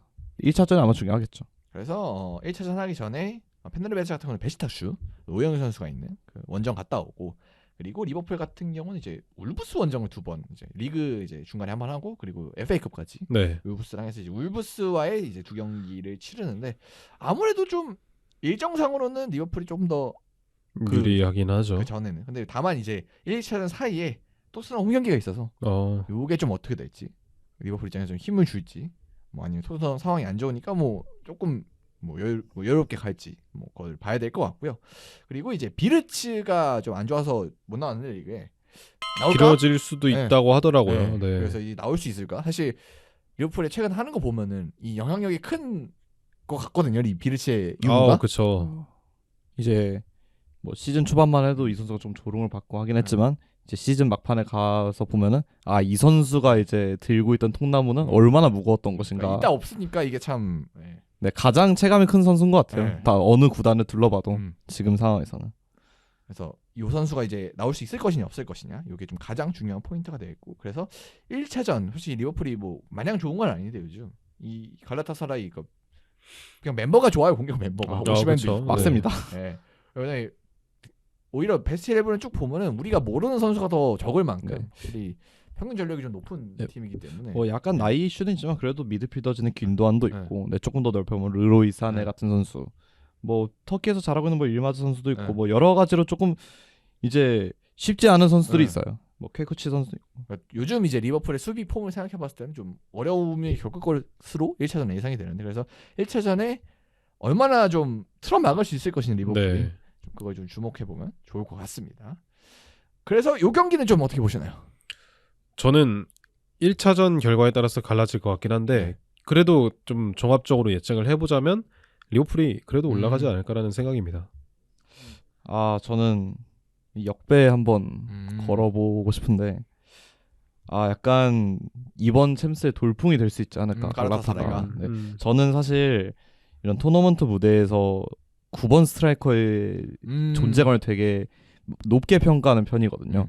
저는 그간 뭐 옛날에 레알의 벤제마도 그랬듯이 좀 9번 스트라이커의 존재감이 좀 센 팀들이 좀 살아남을 수 있다고 생각하는데, 물론 리버풀도 에키티키가 있습니다만 사실 저는 오시멘이 좀 매서운 것 같아서 갈라타가 약간 16강은 그래 좀 돌풍이 이렇게 볼 수 있지 않을까. 특히 만약에 1차전을 또 잡아내게 된다면 저는 생각보다 갈라타가 선전할 수도 있다라고 보고 있습니다. 리버풀은 다른 것도 있는데 좀 선수들의 부상 조심해야 될 것 같아요. 왜냐하면 갈라타가 이번 경기에서도 아마 그럴 것 같은 게 1차전에 홈에서 치를 때 굉장히 에너지 레벨을 올려서 거칠게 나옵니다. 네. 그러면은 리버풀은 아무래도 경기를 좀 치르고 온 상황에서 피로가 누적되어 네. 있을 때 선수들이 여기서 더 다치면 리버풀은 좀 안 되는 상황이잖아요.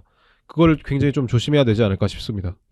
그런 면에 있어서 이제 이전에 있을 울브스 연전에서 얼마나 좀 네. 우리가 들어갈 거냐, 뭐 좀 이게 중요할 것 같습니다.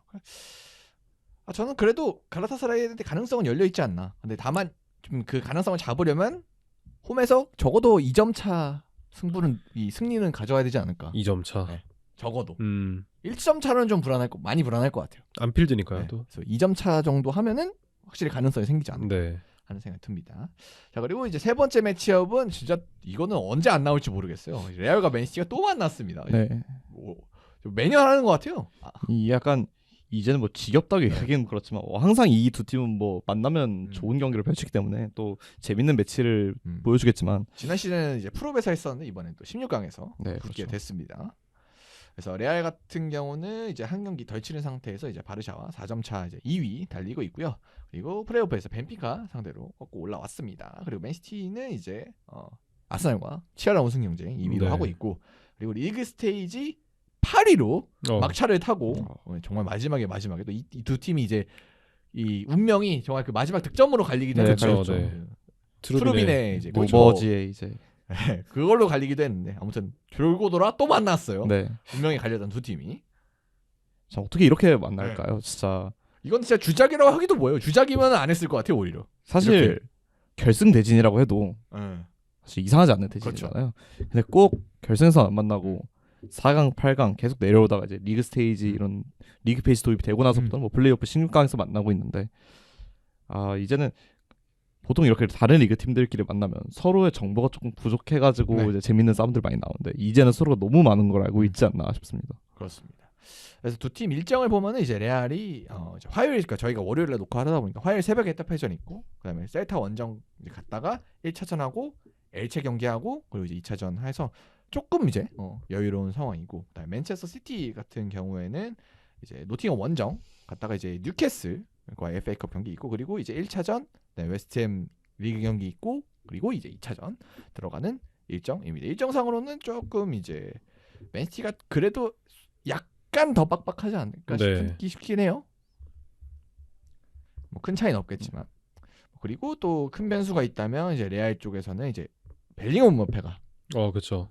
1차전에 또 못 나온다라고 하고, 맨시티 쪽에서는 이제 혼란 결정 변수가 또 있습니다. 뭐 그바르디올도 있을 테고요. 네. 뭐 어쨌든 두 팀이 너무 많이 만난 거를 계속해서 언급해 주신 만큼 두 팀이 이제 뭐 서로를 모르진 않을 거예요, 당연히. 물론 이제 이번 시즌은 이제 레알이 감독이 바뀌어가지고 좀 상황이 네. 좀 바뀌긴 했습니다만. 네, 뭐 사비 알론소를 만나지 않고 이제 아르벨로아가 만나게 됐는데, 펩 가르디올라 입장에서는 다른 것도 있겠지만 리그와 동시에 이제 챔피언스리그 결과를 챙겨야 된다는 게 좀 부담으로 다가올 수는 있을 것 같습니다. 이제 뭐 레알 마드리드 입장에서도 동일한 게 여전히 선두 경쟁 중이고, 네.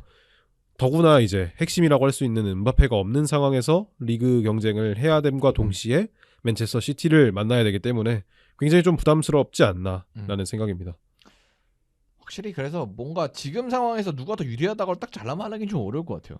네, 그렇죠. 양 팀 다 약간 100%가 아니죠. 그러다 보니까 이제 100%로 만나지 않다 보니 조금 불안한 지점들이 있고, 특히 너무 많이 만났고 너무 막상막하였던 승부들이 많았잖아요.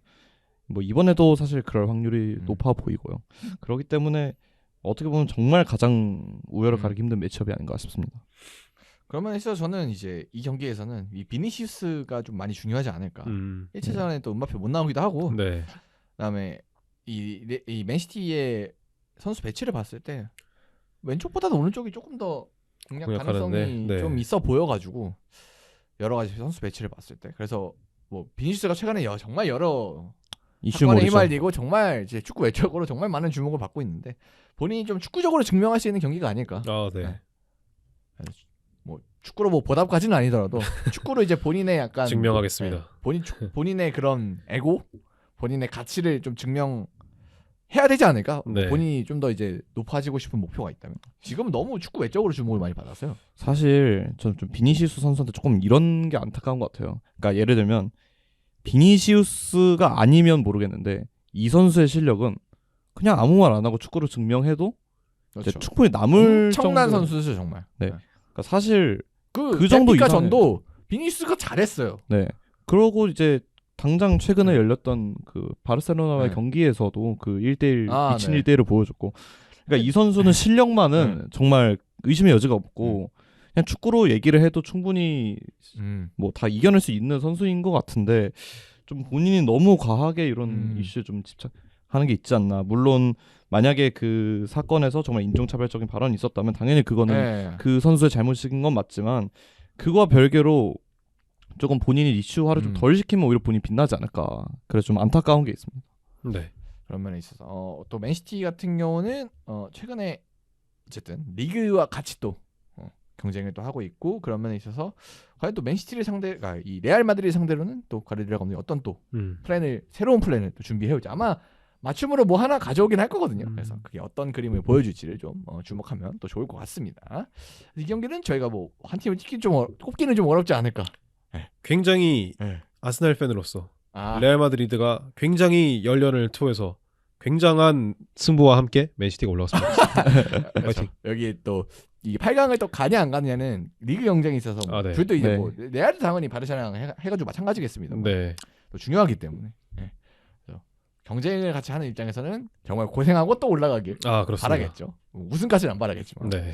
자, 그러면 다음 매치업으로 넘어가겠습니다. 다음 매치업이 이제 아탈란타와 바이에른 뮌헨 매치업인데요. 이제 아탈란타는 어제 6위입니다. 그래서 유벤투스와 좀 차이가 좀 있긴 한데 어쨌든 리그에서 리그에서 네. 6위고요. 그리고 플레이오프에서 도르트문트를 상대로 2차전에 1차전에 0대2로 박았다가 엄청난 네. 역전. 2차전에서 이제 정말 마지막에 마지막 네. 역전골을 또 기록을 하면서 통합 스코어 3대4로 승리를 거두고 올라왔습니다. 지금 유일하게 남은 세리아 네. 팀입니다. 그래서 다 떨어졌어요. 네. 인테르도 이제 가셨고 유벤투스도 갔고요. 유벤투스도 이제 가라타사라에 가셨고 나폴리는 그 전에 갔고. 이미 조별리그에서 진짜 있는데. 그래서 이 기사에는 이제 세리에 팀이 아예 16강에 못 올라온 건 뭐 어떻게 역사가 어떻게 되고 이거까지 나왔어. 아, 근데 네네네. 그거는 일단 극복. 세리아의 자존심. 자존심이긴 하지만 상당히 좀 세, 많이 셉니다. 네. 바이어는 이제 도르트문트와 승점 9점 차라서 좀 여유로운 1위. 데어 클래시커를 이어가지고 좀 여유가 있는 상황이고요. 그리고 7승 1패로 리그 스테이지 2위로 직행을 한 상황입니다. 뭐 아탈란타 같은 경우에는 이제 핵심이라고 할 수 있는 샤를 드케텔라레와 이제 라스파도리가 과연 이 챔피언스리그까지 복귀할 수 있느냐가 가장 중요할 것 같아요. 뭐 그- 3월 중순 뭐 찍혀 있긴 하던데. 네, 도르트문트와의 경기에서도 좋은 모습을 보여줬습니다만 아쉬웠던 부분을 꼽자면 이선의 활약이었거든요. 뭐 사마르지치 같은 자원들이 좋을 땐 좋지만 안 좋을 때는 워낙 안 좋은 자원이다 보니까 이 득점력이 있는 두 자원들이 과연 복귀할 수 있느냐가 좀 중요한 포인트로 보여집니다. 그렇습니다. 뭐 그리고 바이언 같은 경우는 뭐 최근 좋죠? 아, 네. 너무- 좋아요. 아주 너무 좋아요. 예. 아주 좋아요. 뭐 물론 이제 저희 입장에서 김민재 선수가 레귤러가 아니기 조금 아쉽긴 합니다만 뭐 어쨌든 그냥 팀 자체로는 굉장히 강해졌고 데어 클래시커에도 좀 상대적으로 여유로운 쪽 네, 승리를 그렇죠. 거뒀던 만큼 최근 분위기도 좋고 사실 이 경기에서도 좀 압도적 탑독이지 않나. 네, 사실 바이어는 거의 가장 유력한 우승 후보 중에 한 팀이잖아요. 네. 그리고 너무 셉니다. 그냥. 그리고 여기는 조금 앞서 있어서 리그 로테이션도 돌려도 돼요. 아탈란타는 사실 유럽 대항전이 좀 많이 급해가지고 그렇죠. 그다음에 거기다가 이제 라치오 원정, 그다음에 주말에 우디네세 홈, 그다음에 1차전 들어가거든요. 그렇기 때문에 좀 더 일정상으로도 바이에른이 좀 유리한 부분이 있지 않나. 네, 그렇죠. 그래서 이 경기는 좀 바이언이 앞서 보이는 것 같아요. 네, 네. 저도 이 경기는 바이언이 좀 앞선다고 하는데 저는 이번 챔스 16강 대진 중에 어떻게 보면 제일 꿀잼 매치가 될 수도 경기 자체 재미도만 따지면 제일 재밌을 수도 있지 않을까 싶어요. 바이에른 미넨도 워낙 공격적으로 다이나믹하게 하는 팀인데 아탈란타도 사실 팀 자체는 엄청 역동적이고 그렇죠. 강한 압박을 비롯해서 뭐 재미는 보장되는 팀. 네, 재미는 보장되는 팀이거든요. 가스페리니 시절부터 이어져온 철학이 지금까지 이어져 있기 때문에 나름 전 재밌는 경기가 될 것 같습니다. 언더독을 저는 좀 많이 좋아하는 편인데 지금 딱 아탈란타를 응원할 수밖에 없는 뭔가 느낌이잖아요. 그냥 3자에서 봤을 때 굉장히 아탈란타를 지지하겠습니다. 하지만 쉽진 않다. 바이언의 승리를 예측합니다. 네, 그렇습니다. 네. 그런 경기입니다. 자, 그리고 이제 반대쪽 브라켓으로 넘어가서요. 첫 번째 경기가 뉴캐슬과 바르셀로나 경기입니다. 뉴캐슬은 이제 리그 12위입니다. 많이 내려갔어요. 그리고 이제 프로에서는 이제 카라박 상대로 만나가지고 좀 크게 이겼고요. 그리고 바르셀로나는 이제 레알 마드리드와 이제 1위 우승 경쟁을 하고 있고, 그리고 리그 스테이지 5위로 진출을 한 상황입니다. 뭐 여기도 좀 차이가 많이 나죠. 네.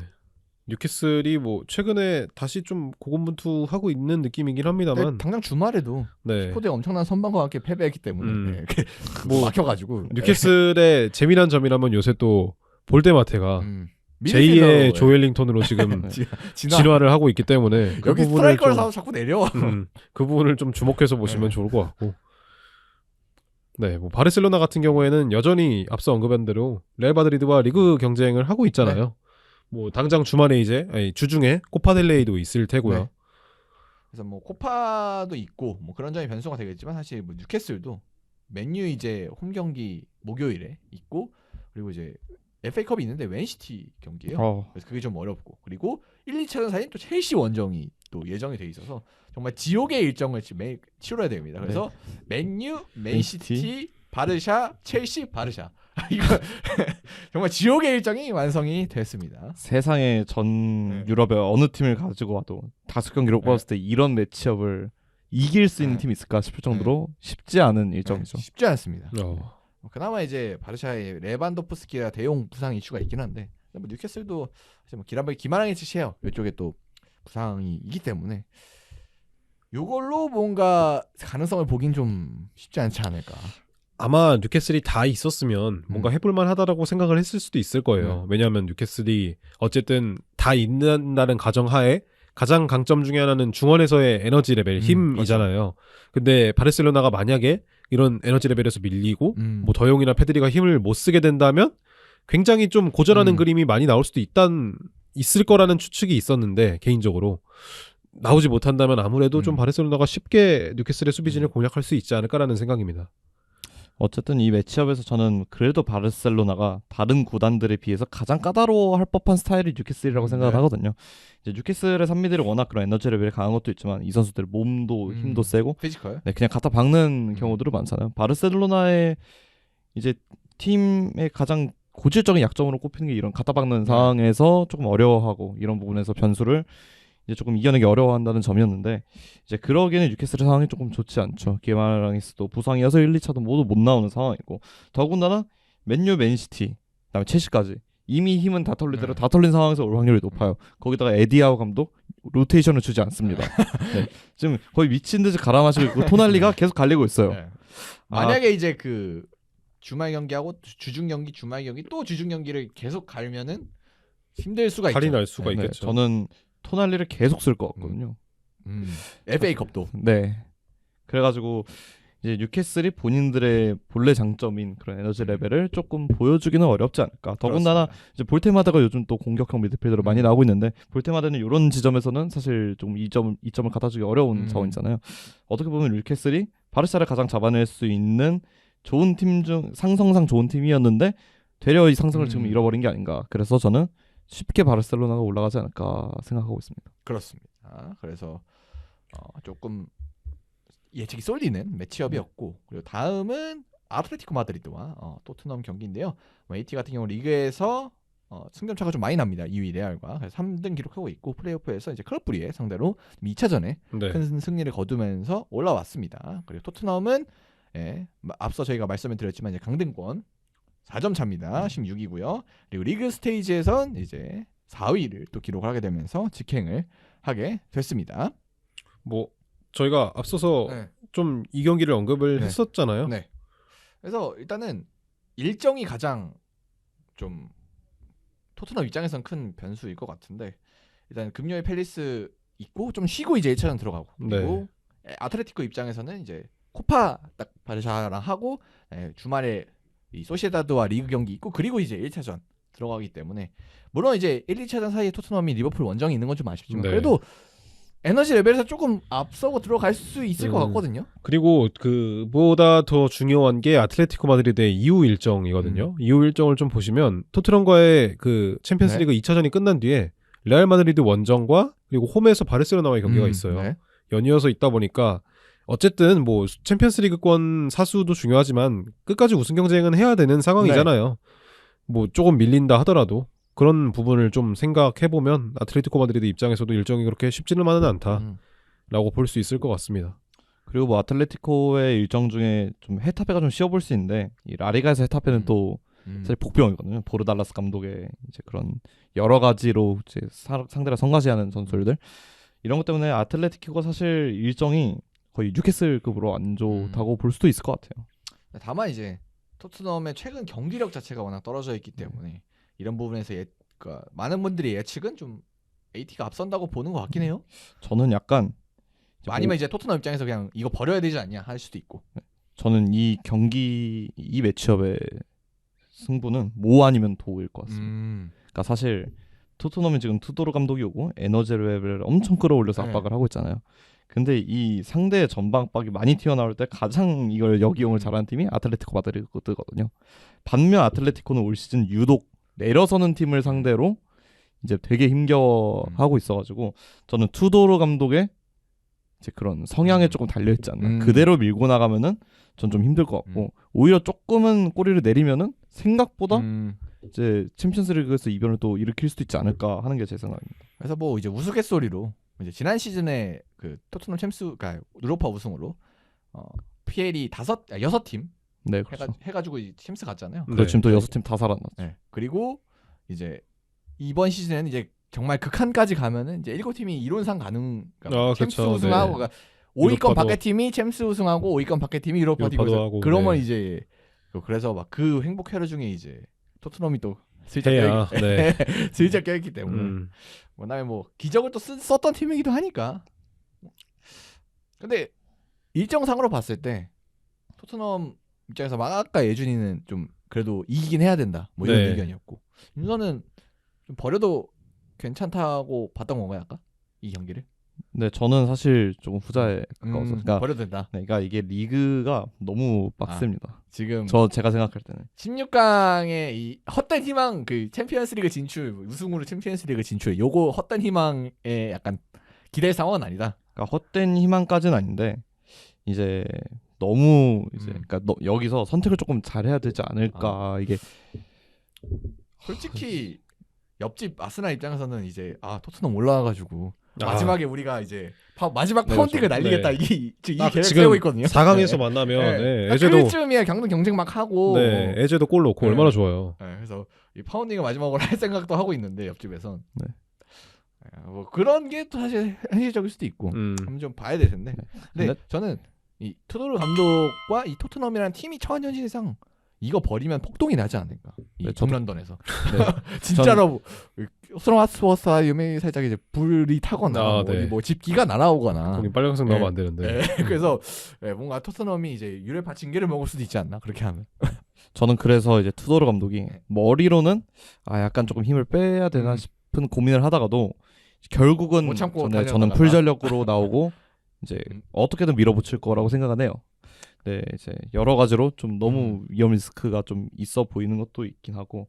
그러니까 사실 이런 거 보면 참 아이러니하죠. 저희가 토트넘이라는 팀을 얘기를 할 때 이렇게 경기를 포기해야 되냐 말아야 되냐를 그렇죠, 얘기를 네. 하고 강등권에 진짜로 뭐 승점 차가 나냐 안 나냐 내 얘기를 하는 것 자체부터가 사실 좀 이질적이긴 하죠. 하지만 현실이고 이걸 어떻게 처리할지는 이제 네, 진짜로 생각을 해야겠죠. 그렇죠. 자, 그래서 다음 대진을 한번 가보겠습니다. 그래서 다음 대진이 이제 보데와 스포르팅 매치업인데 뭐 어쨌든 가장 이제 이름값으로는 좀 아쉬운 매치업이긴 한데, 근데 이 보데라는 팀이 여기 있는 게 참 대단한 것 같아요. 그래서 여기는- 보데는 아직 리그 개막을 안 했고요. 그래서 플레이오프에서 인텔을 상대로 이제 이번 주에 개막을 하는데 이제 플레이오프 상대 인텔을 상대로 5대2 좀 승리를 거두면서 올라왔습니다. 그리고 스포팅은 이제 1위 포르투와 승점 4점 차 2위고 리그 스테이지에서 이제 7위 기록하면서 직행을 했습니다. 보대가 정말 어려운 팀이죠. 이제 이게 여러 뭐 지난 유로파부터 여러 팀들이 당했기 때문에 어쨌든 이 팀의 변방이라고 하면 변방이죠, 그냥. 그리고 사실 홈구장도 제가 알기로 여기 인조잔데. 네, 그래서 그것 때문에 인텔에서 좀 이슈가 있어요. 라우타로 이것 때문에 다친 거 아니냐. 네.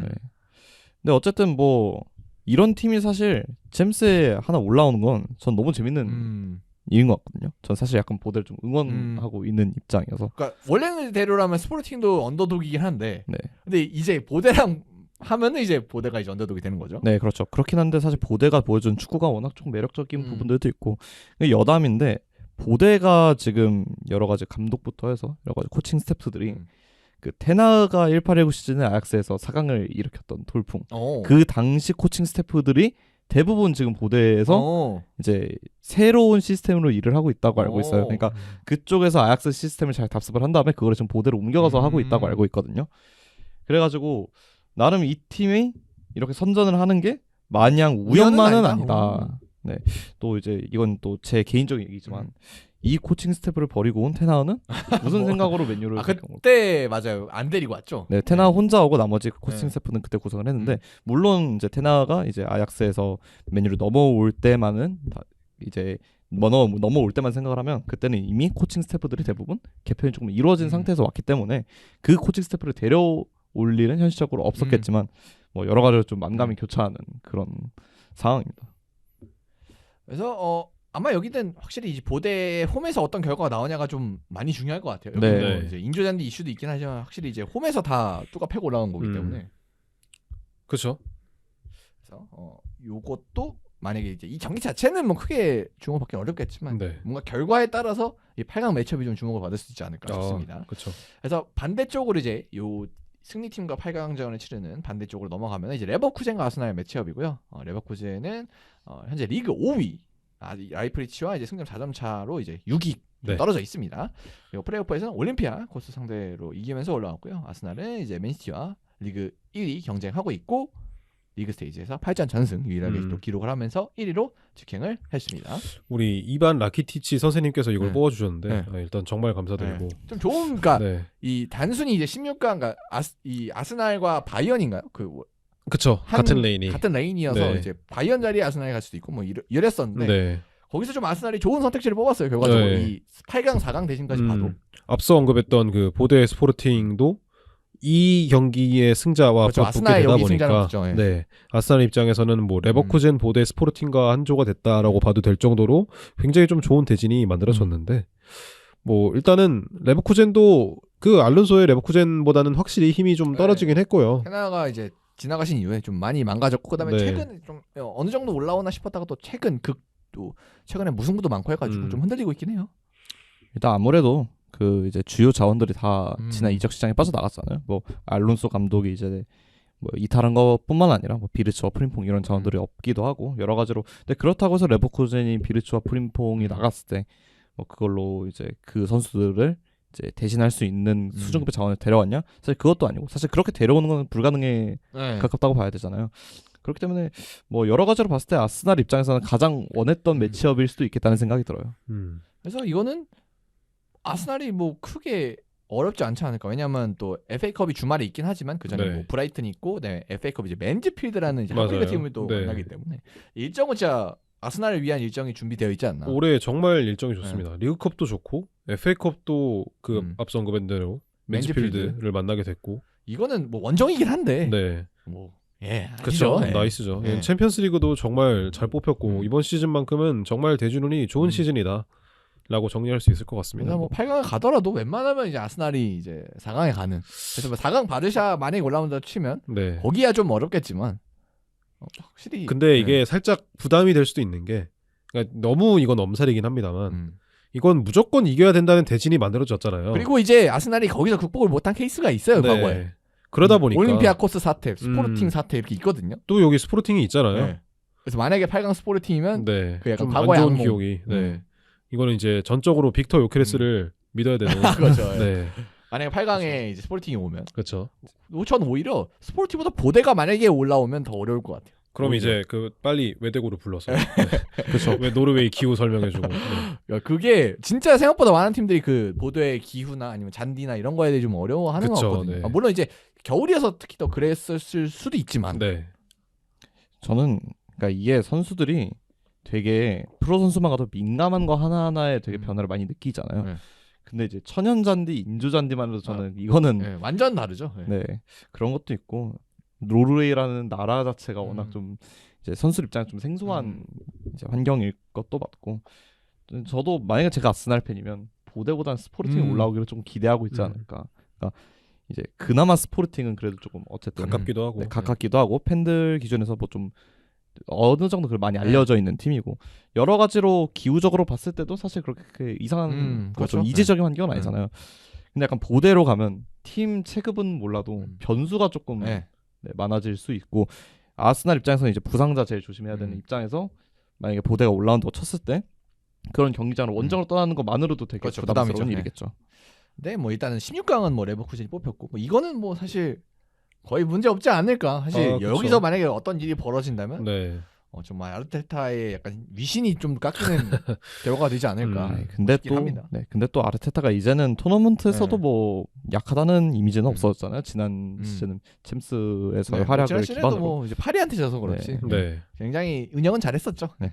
제3자 입장에서 봤을 때는 수월하게 잘 그렇죠. 이겨내지 않을까 싶습니다. 그렇습니다. 그래서 16강 대진 쭉 왔고 이제 또 16강 또 치러지면서 저희가 네. 또 한 번 더 깊게 얘기를 나눠 보도록 하겠습니다. 자 그러면 저희는 이만 여기서 이번 주 마무리하고요. 다음 주에 FA컵 경기라서 뭐 어떻게 할지 좀 두고 봐야 될 것 같은데 좀 더 재밌는 얘기 준비해서 오도록 하겠습니다. 감사합니다. 감사합니다. 감사합니다.